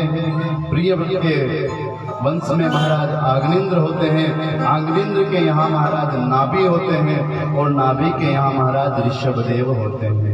बोलो ऋषभदेव भगवान की। और ऋषभदेव भगवान जब जन्म लेते तब से ही महाराज जो जैन धर्म है ऋषभदेव के कारण महाराज वहां से आगे बढ़ता है। ऋषभदेव इनके महाराज 100 बेटा है, सबसे बड़े का नाम है भरत। ऋषभदेव जी कैसे हैं? नित्य प्रतिदिन भगवान का भजन करते हैं, नित्य प्रतिदिन 100 बेटाओं को अपने पास बिठाते हैं और भगवान का गुणगान गाते हैं, सत्संग सुनाते हैं, कथा सुनाते हैं। सब बेटे मस्ती के साथ बैठे बैठे भगवान की कथा सुनते हैं। उसके बाद राजकाज का काम करते हैं। नित्य प्रतिदिन ये रूपरेखा चलती रहती है हमारी। एक दिन ऋषभदेव जी अपने बेटों से कहा कि बेटों मैं आपको रोज सत्संग सुनाता हूं, अच्छा अब आप मुझे एक बात बताओ। सभी बच्चों ने कहा पूछिए पिताजी क्या बात है। उसी समय ऋषभदेव ने कहा ये बताओ बेटा कि ये मानव तन मिला है, इसका धर्म क्या है, हमें क्या करना चाहिए। एक बेटा खड़ा होता है महाराज सोपनी उठ जाओ, ब्रश करो, स्नान ध्यान करो और काम करो, यही इंसान का धर्म है। ऋषभदेव ने कहा नीचे बैठ जा, तू खड़ा हो। दूसरे को खड़ा किया। उसने कहा महाराज जो भैया ने कहा वही, प्रातः काल उठना है, स्नान ध्यान करना है, थोड़ा बहुत भजन कर लेना है और महाराज कामकाज करना है, रात को आना है और सो जाना है। बैठ जा नीचे, उसको बिठा दिया। तीसरा खड़ा हुआ, तू बता। उसने कहा पिताजी बस वही कि परिवार जो परिवार है परिवार की सेवा करे, माता पिता की सेवा करे, सबको प्रसन्न रखे, सबको कमा कर लाकर सबका भरण पोषण करे, पालन पोषण करे। ऋषभदेव ने कहा ये तो गधे भी करते हैं, नीचे बैठ जाए। गधे भी महाराज अपने परिवार का पालन पोषण कर दिन रात बोझा दौड़ते हैं और महाराज फिर आकर अपने जो स्वामी है सेवक उनको प्रसन्न रखते हैं। सब बच्चों ने महाराज अपने अपने हिसाब से उत्तर दिया। उस समय ऋषभ देव ने कहा, नहीं बेटा, ये मानव का धर्म नहीं, मानव का धर्म मैं बताता हूं आपको। क्या? ऋषभ देव जी कहते हैं, सुनो ध्यान से, क्या कि नायम देहो देहवाजान लोके कष्टान कामारति विंगुजाम्ये तपो दिव्या पुत्रिकायेन सत्व शुद्धन्तमस्वान् ब्रह्मसोपनन्तम्। बेटा, ये मानव तन मिला है, खाने पीने सोने के लिए नहीं मिला है। तो नायम देहो देहवाजान लोके, बेटा इस मानव तन से भगवत प्राप्त करना, भगवान की प्राप्ति करना, ये सबसे बड़ा साधन है। किसी को कष्ट ना देना, ये भगवान की सबसे सर्वोपरि भक्ति है। किसी के अंदर दोष न देखना, ये भगवान की भक्ति है। सबको अपना समझना, ये भगवान की भक्ति है। ये मानव तन मिला है, किसी का दोष मत देखो। सामने वाले का दोष देखने से पहले अपने पैरों के नीचे देखो, कि हमारे अंदर कितने दोष हैं। भगवान श्री राम सबरी से कहते हैं ना, सबरी मैया मेरी 9 प्रकार की भक्ति है, और उसमें 8वीं भक्ति 8 जथा लाभ संतोषा सपने हूं नहीं देखई पर दोषा। 8वीं भक्ति मेरी यह है कि सपने में भी किसी का दोष मत देखो। प्रथम भक्ति संतन कर संगा, दूसरी रति मम कथा प्रसंगा, गुरुपद पंकज सेवा, तीसरी भक्ति अमान, चौथी भक्ति मम गुणगण, तरई तरई कपि गान। कपट को त्याग कर मेरा गुणगान करें, ये मेरी भक्ति है। ऋषभ देव जी कहते, बेटा इसलिए जीवन में कभी किसी के अंदर दोष ना देखें। हम अपना नहीं देखते, सामने वाले का देखते कि इसके अंदर क्या खोट है, क्या दोष है। प्रेम से बोलो राधे राधे, अच्छे से बोलो राधे राधे। किसी के अंदर दोष ना देखे, सबको अपना समझे।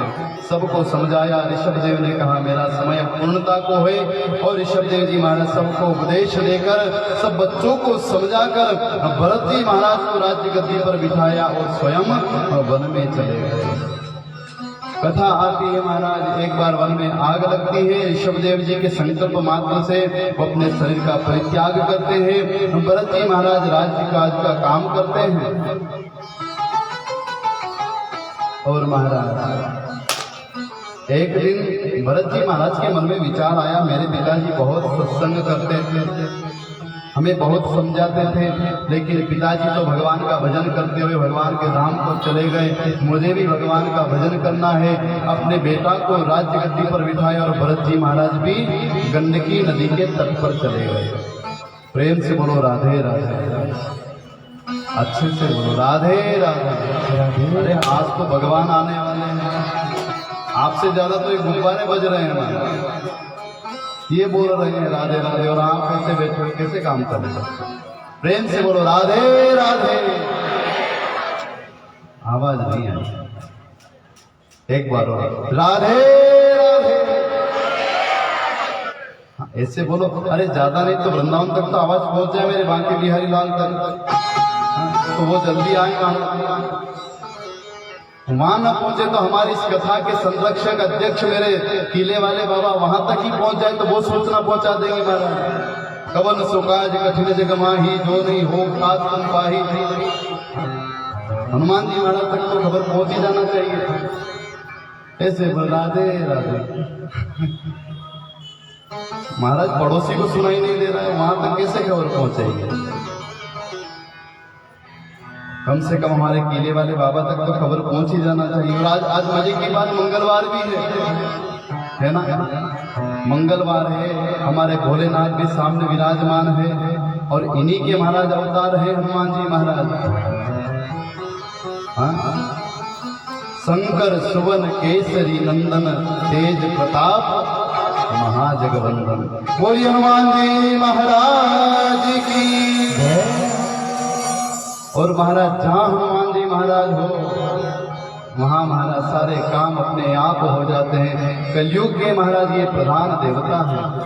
भगवान राम ने स्वयं इनको कहा है कि हनुमान तुम इस नगर में रहना और इस नगर की देख रेख करना। रक्षा करने वाले हनुमान जी महाराज, चारों युग प्रताप तुम्हारा है प्रसिद्ध जगत उजियारा। साधु संत के तुम रखवारे असुर निकंदन राम दुलारे। ये हनुमान जी महाराज। आज मंगलवार का दिन देखो, हनुमान जी महाराज ने ही प्रेरणा दी। हनुमान जी महाराज भी हमारे कथा के मध्य आ गए हैं, तो थोड़ी इनकी भी हम चर्चा कर फिर आगे बढ़े। और महाराज अब थोड़ा ध्यान रखना, हम स्पीड से भागेंगे महाराज। अभी तक तो गाड़ी लोकल थी, अब एक्सप्रेस बनाना पड़ेगा, पर हनुमान जी महाराज की चर्चा के बाद, क्योंकि अब महाराज सुपर फास्ट भागना है तो हनुमान जी को आगे करना ही पड़ेगा। और हनुमान जी महाराज तो वैसे ही आगे, पर एक बार उनसे निवेदन भी कर दे। चारों युग प्रताप तुम्हारा है प्रसिद्ध जगत उजियारा। बोलिए हनुमान जी महाराज की जय हो। ऐसे मेरे हनुमान जी महाराज। और एक बात याद आई, मुझे बता देता हूँ। एक बार एक सेठ जी थे, उनकी पत्नी घूम गई महाराज। अब वो अपनी पत्नी को ढूंढ रहे थे, यहाँ से वहाँ, वहाँ से यहाँ। और उस पत्नी की आदत थी मंदिर में ज्यादा जाती थी। मंदिर में जाती थी, मंदिर में भगवान का पूजन करती थी। सेठ जी को लगा कि मेरी पत्नी हो सकता है मंदिर में गई हो। अब महाराज सेठ जी ने कहा क्या करूं? अब भगवान कैसे प्रार्थना करते हैं सेठ जी कि अगर मेरी पत्नी मिल गई तो मैं आपको लड्डू चढ़ाऊंगा। और महाराज लड्डू का थाल भर के और महाराज लेकर मंदिरों में घूमते हैं सेठ जी। तो एक बार सेठ जी घूमते घूमते एक राम जी का मंदिर था। राम जी के मंदिर से सामने से निकल रहे थे। जैसे निकल कर जा रहे तो राम जी के मंदिर के जो पुजारी जी थे, उन्होंने पूछा, अरे श्रीमान जी, अरे सेठ जी कहाँ जा रहे हो? सेठ जी ने कहा, मैं राम जी को भोग लगाने जा रहा हूँ, मेरी पत्नी घूम गई, राम जी कृपा करेंगे मेरी पत्नी मिल जाएगी। पुजारी जी ने कहा, उनकी घूम गई थी तो इन्होंने पता लगाया। हनुमान जी महाराज ने, अरे राम जी की पत्नी घूम गई थी तो हनुमान जी ने पता लगाया, इसलिए राम जी के मंदिर में नहीं हनुमान जी के मंदिर में लड्डू चढ़ाओ तो तुम्हारी पत्नी मिल जाएगी। उसने कहा ऐसी बात है? बोले हाँ। जा रहा था राम के मंदिर में, चला गया हनुमान जी के मंदिर में। और जैसे ही महाराज हनुमान जी महाराज के सामने सुंदर सुंदर लड्डू का भोग लगाया। हमारे यहाँ भी लड्डू बने हैं आज, पर वो आप सबके लिए, ठाकुर जी के लिए, हनुमान जी महाराज के लिए। तो महाराज जैसे भोग लगाया और भोग लगाकर पुजारी जी ने कहा, अरे अरे सेठ जी अब आप परिक्रमा लगाइए हनुमान जी की। भोग लगाकर जैसे ही सेठ जी परिक्रमा लगा रहे थे तो महाराज परिक्रमा मार्ग में सेठानी बैठी हुई मिल जाती है। सेठानी बेटी, सेठ जी ने कहा, तू यहाँ कैसे बेटी? बोले मैं हनुमान जी का भजन कर रही थी, मैं यहीं बैठ गई। सेठ जी ने कहा, भला हो हनुमान जी महाराज का कि तुम मिल गई, 2 दिन हो गए परेशान होते होते। ऐसे मेरे हनुमान जी महाराज।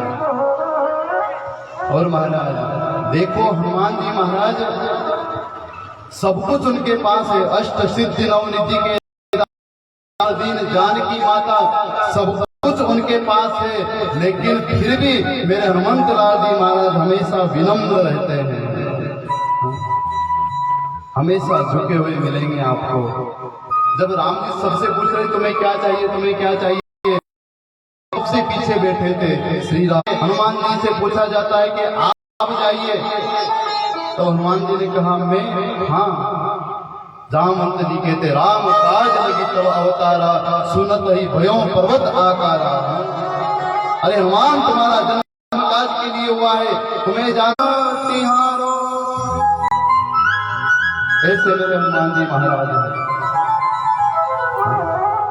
और महाराज इतना विराट रूप लेकर हनुमान जी महाराज कहते जाओ मंत्र की चिंता मत करो, अभी जाकर मैं पूरी लंका को उठाकर यहाँ लेकर आता हूँ। रावण को प्रणाम करते जामवंत जी को प्रणाम किया, नल नील अंगद सबको नमन किया। किसी ने पूछा भैया आप इन सबको प्रणाम क्यों कर रहे हो? हनुमान जी महाराज कहते हैं कि मैं जा रहा हूँ, मैं भगवान के कार्य के लिए जा रहा हूँ, मैं भगवान ने मुझे काम सौंपा उस कार्य के लिए मैं बाहर जा रहा हूँ, इसलिए घर से हम बाहर निकले तो सबसे पहले सबको प्रणाम करके निकलना चाहिए।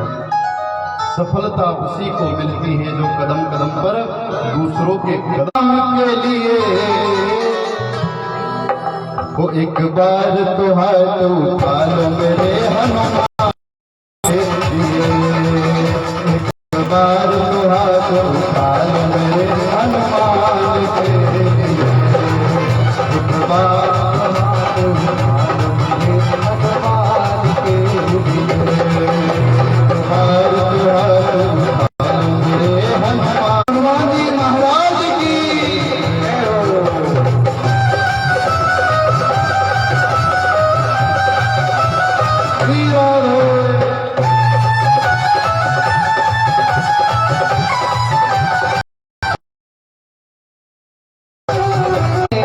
सीता का पता लगाया, सागर को लांग के इसने सीता का पता लगाया, सागर को लांग कर इसने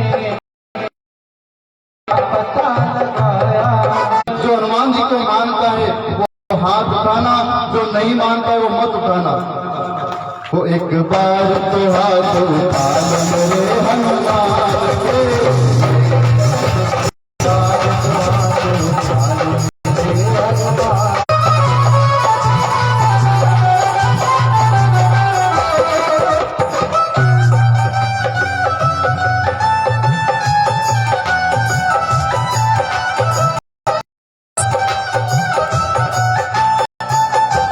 जाकर लाए संजीवनी बूटी, ये पवन वेग से जाकर लाए संजीवनी बूटी।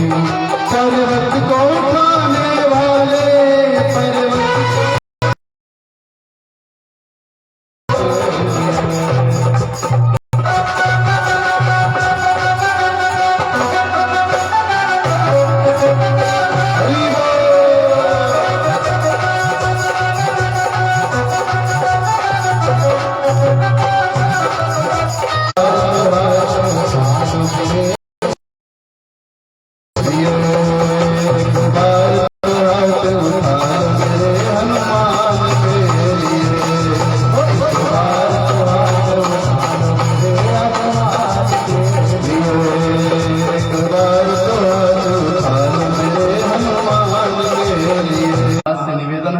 हनुमान जी महाराज को गाड़ी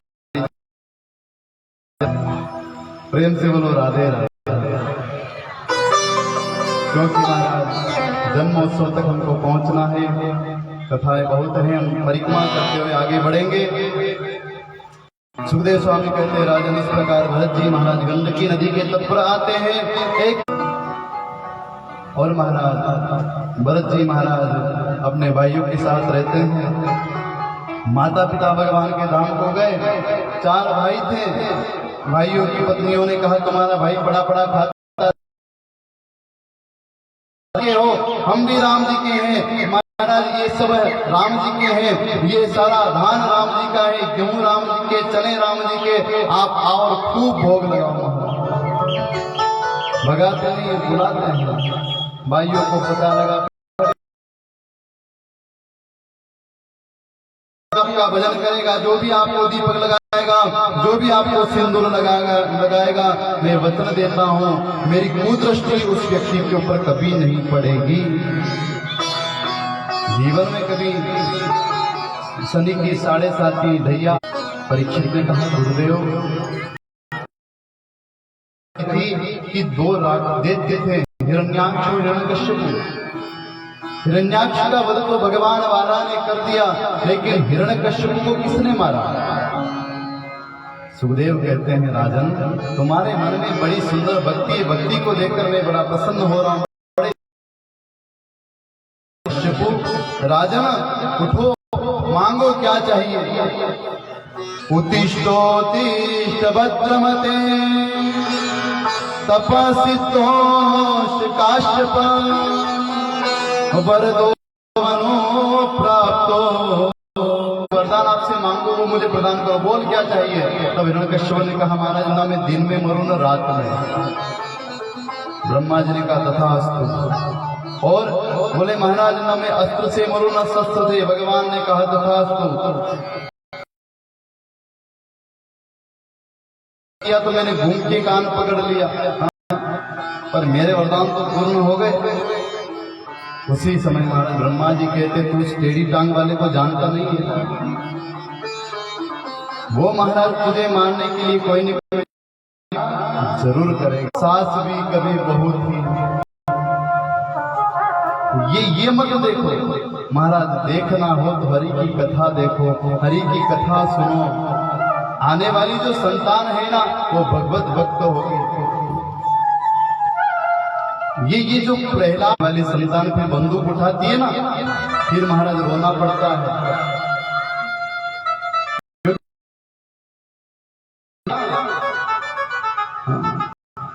आजकल के बच्चे महाराज ले देकर मोबाइल तुरंत, ज्यादा बच्चा रोता है तो मोबाइल पकड़ा तो चुप हो जाएगा।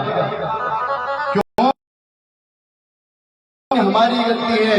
जब महाराज बेटा बेटी गर्भ में थे तब हमने खूब रोते रहते। इधर महाराज हिरण्यकश्यप ने नगर में आकर सबसे कह दिया कि आज के बाद किसी ने नारायण का नाम लिया उसे मृत्यु दंड दिया जाएगा। किसी महात्मा ने किसी चिंता मत करो,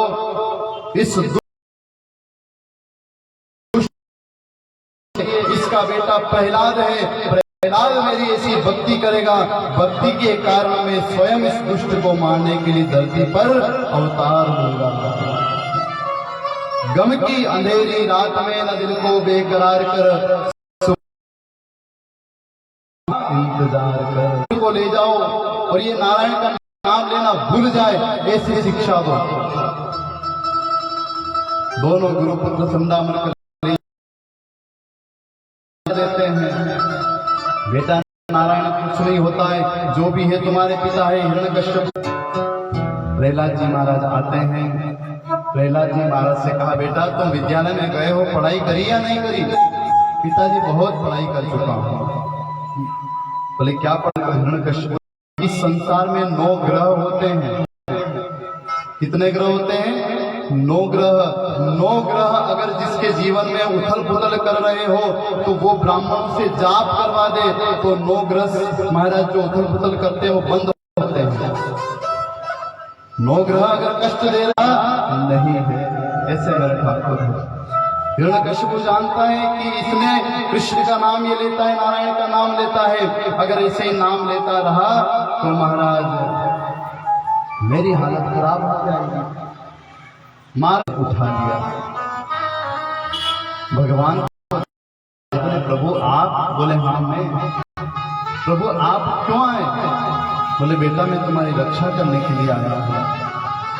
भगवान पूछते हैं प्रहलाद तुम्हें कहीं चोट तो नहीं लगी? तुम्हारे शरीर में कोई पीड़ा तो नहीं हुई? प्रहलाद ने कहा प्रभु मुझे बहुत गहरी चोट। प्रभु आज एक अबोध बालक के लिए आप स्वयं आ गए। नारायण कहते हैं बेटा जैसे भक्त मुझ पर विश्वास रखकर और नाथ प्रभु दिन रात जब भी प्रभु हम उठे ना हमारे मुख से और कुछ नहीं प्रभु आपका नाम निकले। हम सोए आपका नाम निकले। और यहाँ तक कि प्रभु जब हम बाहर निकले ना तब भी आपका दर्शन हो। आपकी आरती की आवाज, आपके महाराज शंख ध्वनि की आवाज, आपकी कृपा की आवाज हमें आती रही, इतना ही काफी है। किसी ने कहा है कि काश मेरा मकान तेरे मकान के पास होता, काश मेरा मकान तू बजाता है और महाराज अंत में उसे पकाकर अलग रख देता है। ऐसे ही मेरे भगवान जब भी भक्त को महाराज कृपा करते हैं, भक्त पर अनुग्रह करते हैं, तो बार बार उसकी लेते हैं। प्रेम से बोलो राधे राधे। महाराज अपने विद्यालय में वापस ऐसी शिक्षा दो कि ये नारायण का नाम भूल जाए।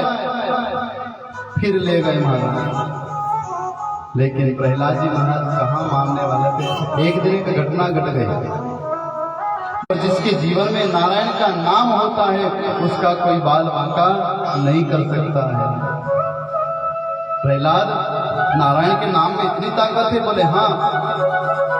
तो प्रहलाद एक काम करना, हमें भी तेरा उस नारायण का नाम का उच्चारण करवा, हम भी श्रीमन नारायण नारायण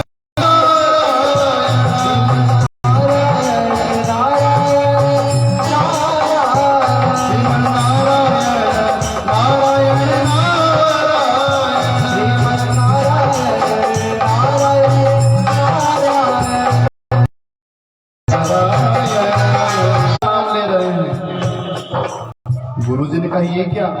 अभी तक तो ये अकेला प्रहलाद नारायण का नाम ले रहा था, अब सब नारायण का नाम ले रहे, क्या बात है? जैसे पास में जाकर गुरुजी ने प्रहलाद जी को स्पर्श किया, प्रहलाद गुरुजी भी झूमते हुए नारायण का नाम ले रहे, करंट लग गया।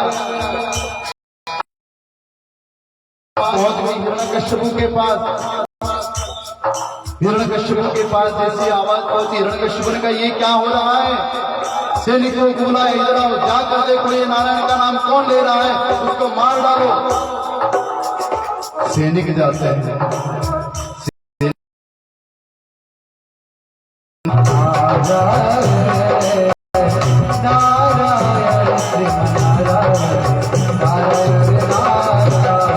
नाम उच्चारण कर रहे हैं। सैनिक के बाद अभी तक आए नहीं, मंत्री संतरी सब नारायण का नाम ले रहे हैं। हिरण्यकश्यप ने सोचा कि अगर मैं पास में गया, मैंने इनको हाथ लगा दिया, तो ऐसा नहीं कि मैं भी नारायण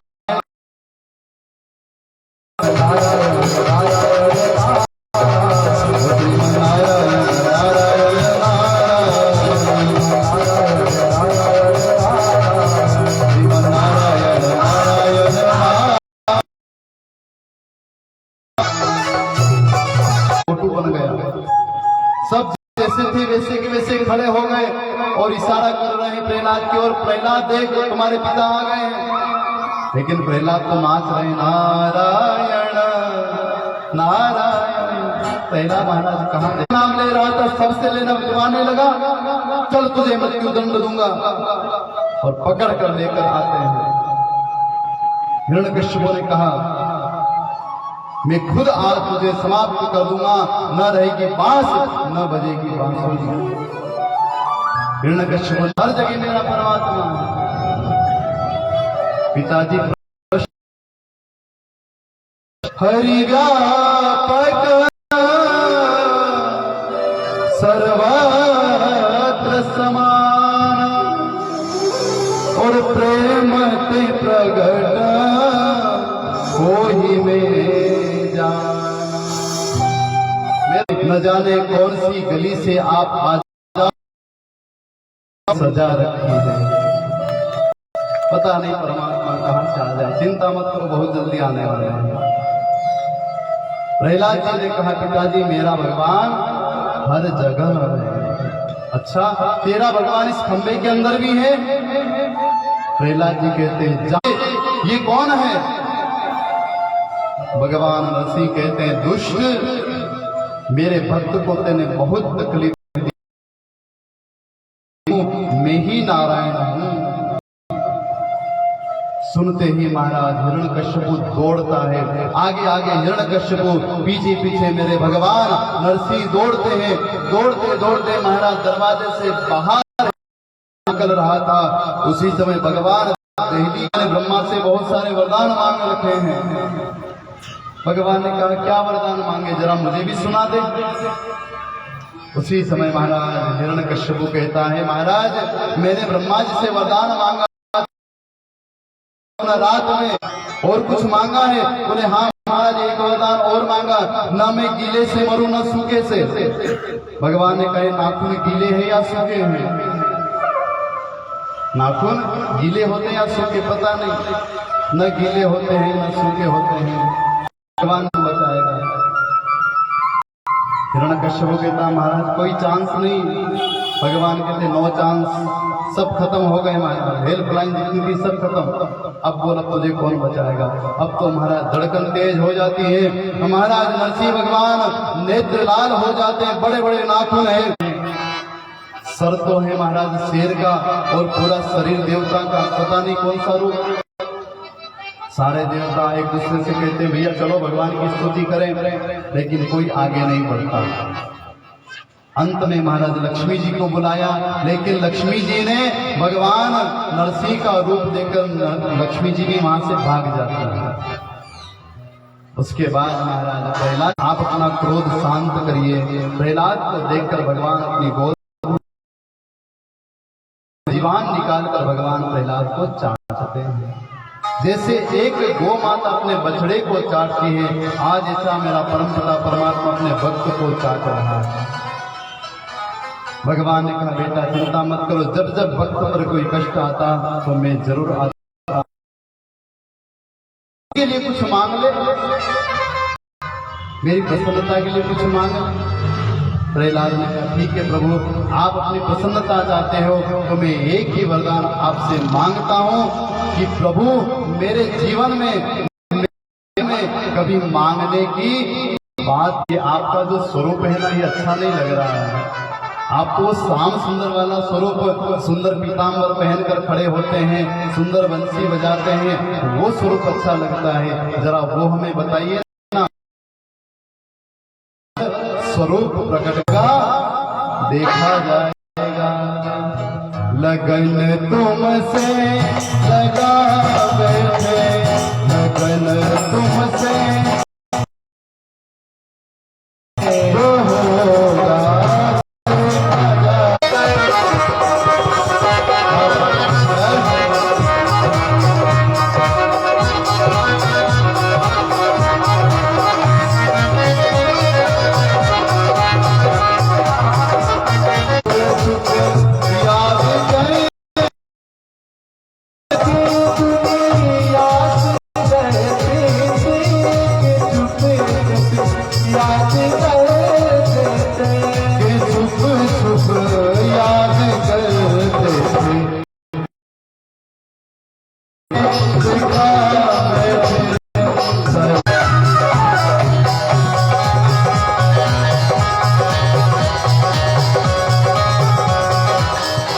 देखिए ऐसे आप बैठोगे तो भगवान आने वाले नहीं है।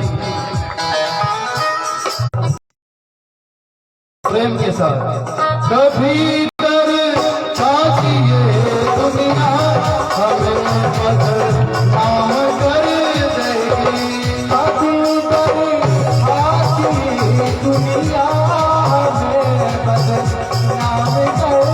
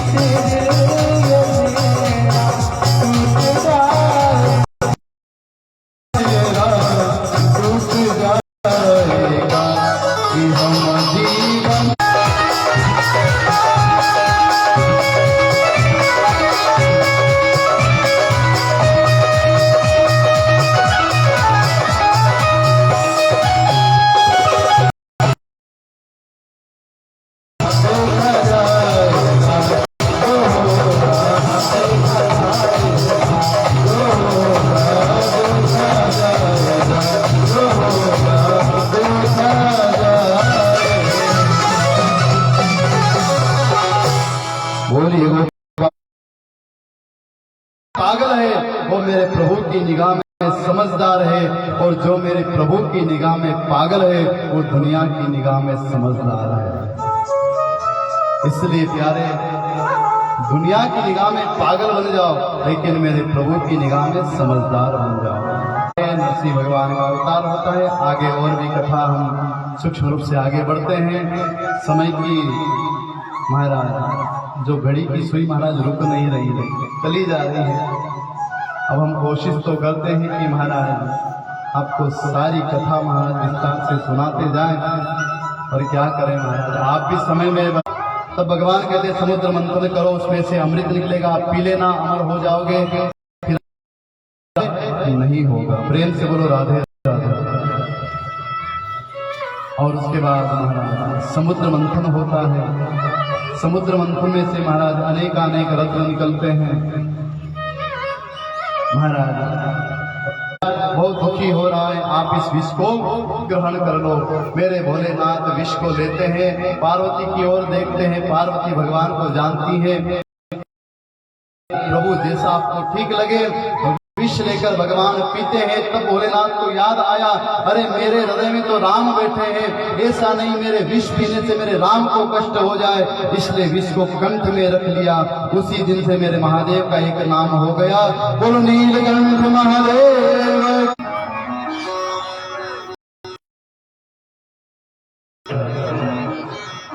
चलिए अभी तो भागवत ही कथा विराम करते हैं। अगली बार भगवान ने कृपा करी तो राम कथा का भी स्वाद आपको चखाएंगे। इसके बाद हमारा और भी आगे आयोजन है उज्जैन इंदौर तरफ, उनको भी पूर्ण करना है। वो भी भक्त हमारा इंतजार कर रहे हैं। और अंत में लक्ष्मी देवी का वर्ण करती है, बोलो लक्ष्मी मैया की। उसके बाद महाराज वारुणी मदिरा निकलती है। देते बेटे मदिरा तो हम रखेंगे, भगवान ने कहा हम भी यही चाहते हैं। मदिरा को मदिरा प्रदान कर दी थी, और अंत विष पी लिया था, अमर हो गया। उन्हीं को नौग्रह में राहु केतु कहते हैं। और इस प्रकार महाराज देवताओं ने खूब अमृत का पान किया, अमर हो गए। सारे दैत्य मार वो सब बता देना बाद में। वो सब चकाचक चलता है और खूब चकाचक भोजन चल रहा है। सारे ब्राह्मण प्रसन्न है। और सही बात है, भगवान कहते हैं ब्राह्मणों मुखमा सिद्ध बाहु राजन्य, मेरे मुख से ब्राह्मण प्रकट, तूने हमारी बहुत सेवा करी, मांगो क्या चाहिए। उसी समय बलि ने कहा, महाराज देवताओं ने हमारे साथ छल किया है और देवता हमें बहुत दुखी कर रहे हैं। ब्राह्मण हम आपको एक विमान देते हैं, एक रथ देते हैं, इस रथ पर बैठकर आप स्वर्ग पे चले जाओ, स्वर्ग के ऊपर आक्रमण करो, इंद्र भी परास्त हो जाएगा। ये हमारा आशीर्वाद से राजा बलि को सुंदर सा एक रथ मिलता है।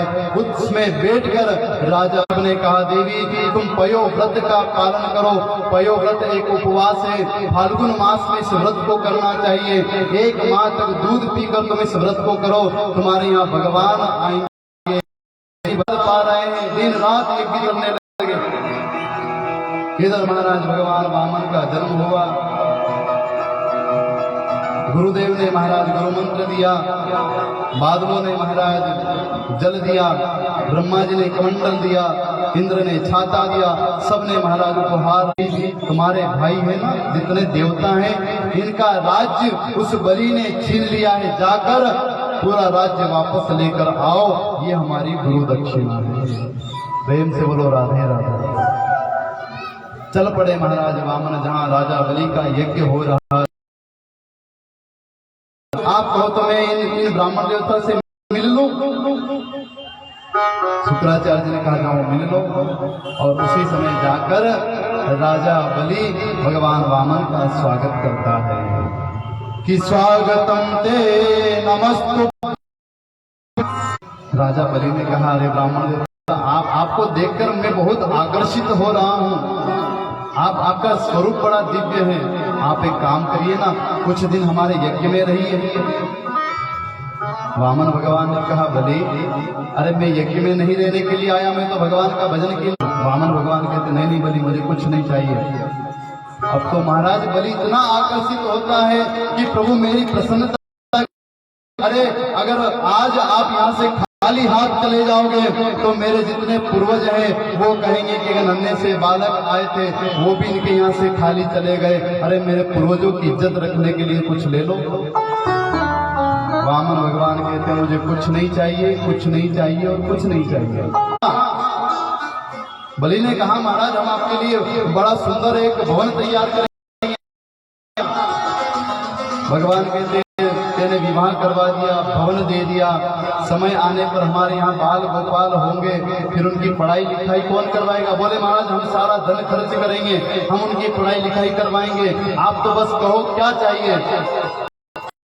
कहते पढ़ाई लिखाई तू करवा देगा। कहते फिर वही बात, चल तू देना चाहता है ना तो 3 पग भूमि दे दे। बलि ने कहा वाह महाराज, इतने बड़े राजा के सामने आए हो और छोटी सी चीज 3 पग भूमि, राजा देना हो तो दे, नहीं तो मैं आगे बढ़ा। ठीक है, मैं एक दोनों एक दूसरे से बात कर रहे हैं, क्या बात है? शुक्राचार्य जी ध्यान लगाते हैं, ओ ये वामन नहीं है, ये तरेपन नहीं है, ये तो साक्षात। रुक जा। बलि ने कहा गुरुदेव क्या हुआ? बोले ये कोई वामन नहीं है, ये तो साक्षात नारायण है। अगर तेने संकल्प कर लिया तो 3 पग में ये तेरा सारा साम्राज्य नाप लेंगे और तुझे भिखारी बनाकर यहाँ से चले जाएंगे।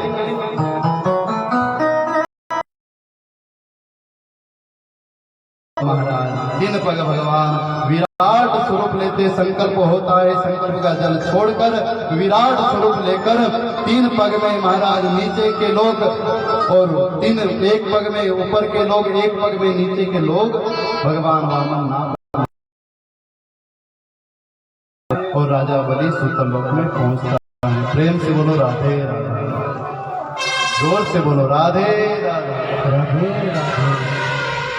इस प्रकार महाराज वामन प्रसंग संपूर्ण होता है। विस्तार तो बहुत है महाराज, और आइए हम और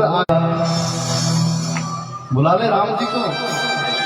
सब बोलो एक बार, अरे आ जाओ मेरे राम, आ जाओ थोड़े आओ मेरे राम, भाग्य आओ मेरे राम, आ जाओ मेरे राम।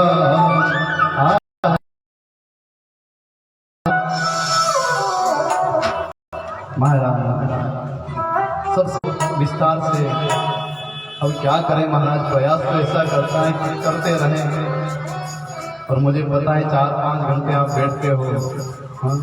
कभी बैठते नहीं हो, कथा के माध्यम से बैठते हो, इस धरातल पर आती है। बोलो गंगे मैया की। इन्हीं के वंश में महाराज सोदास होते, सोदास के खटवांग, खटवांग के दीर्घबाहु के रघु, और रघु से चलता है रघुवंश। इन्हीं रघुवंश में ही दशरथ नाम, दशरथ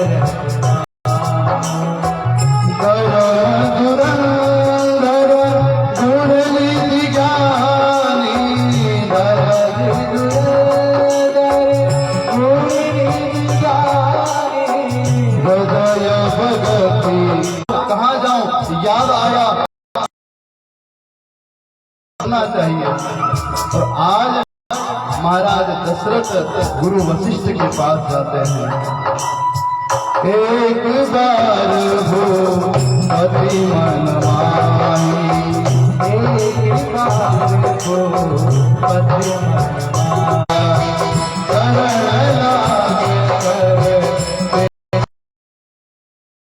महाराज गुरु वशिष्ठ के पास जाते हैं, चरणों में बैठ गए। गुरुदेव मेरे जाने के बाद मेरी अयोध्या अनाथ हो जाएगी, मेरे जाने के बाद अयोध्या का राजा कोई नहीं होगा, गुरुदेव कृपा करें। गुरुदेव ने कहा राजन चिंता मत, समय आता है, वशिष्ठ जी की आज्ञा अनुसार यज्ञ चलता है, कुछ दिन बाद स्वयं अग्नि नारायण प्रकट होते हैं। भगवान प्रकट होते हैं, हाथ में प्रसाद है। यज्ञ नारायण ने प्रसाद वशिष्ठ जी को दिया, वशिष्ठ जी ने दशरथ जी को दिया, ये अपनी तीनों रानियों को खिला दो। कलम नाचने लगा, आज भगवान राम आ रहे हैं। नौमी तिथि मधु मास पुनीता, नौमी तिथि मधु मास पुनीता, पावन का महाराज नौमी तिथि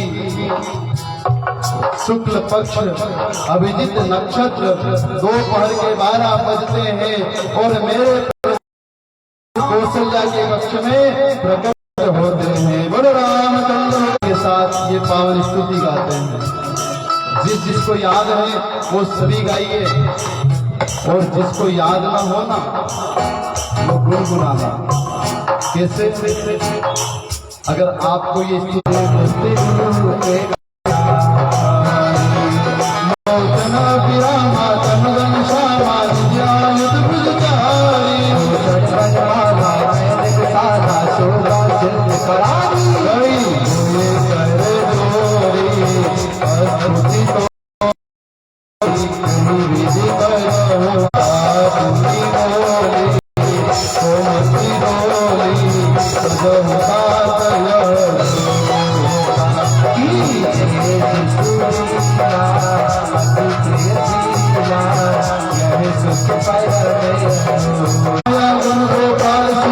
रामचंद्र की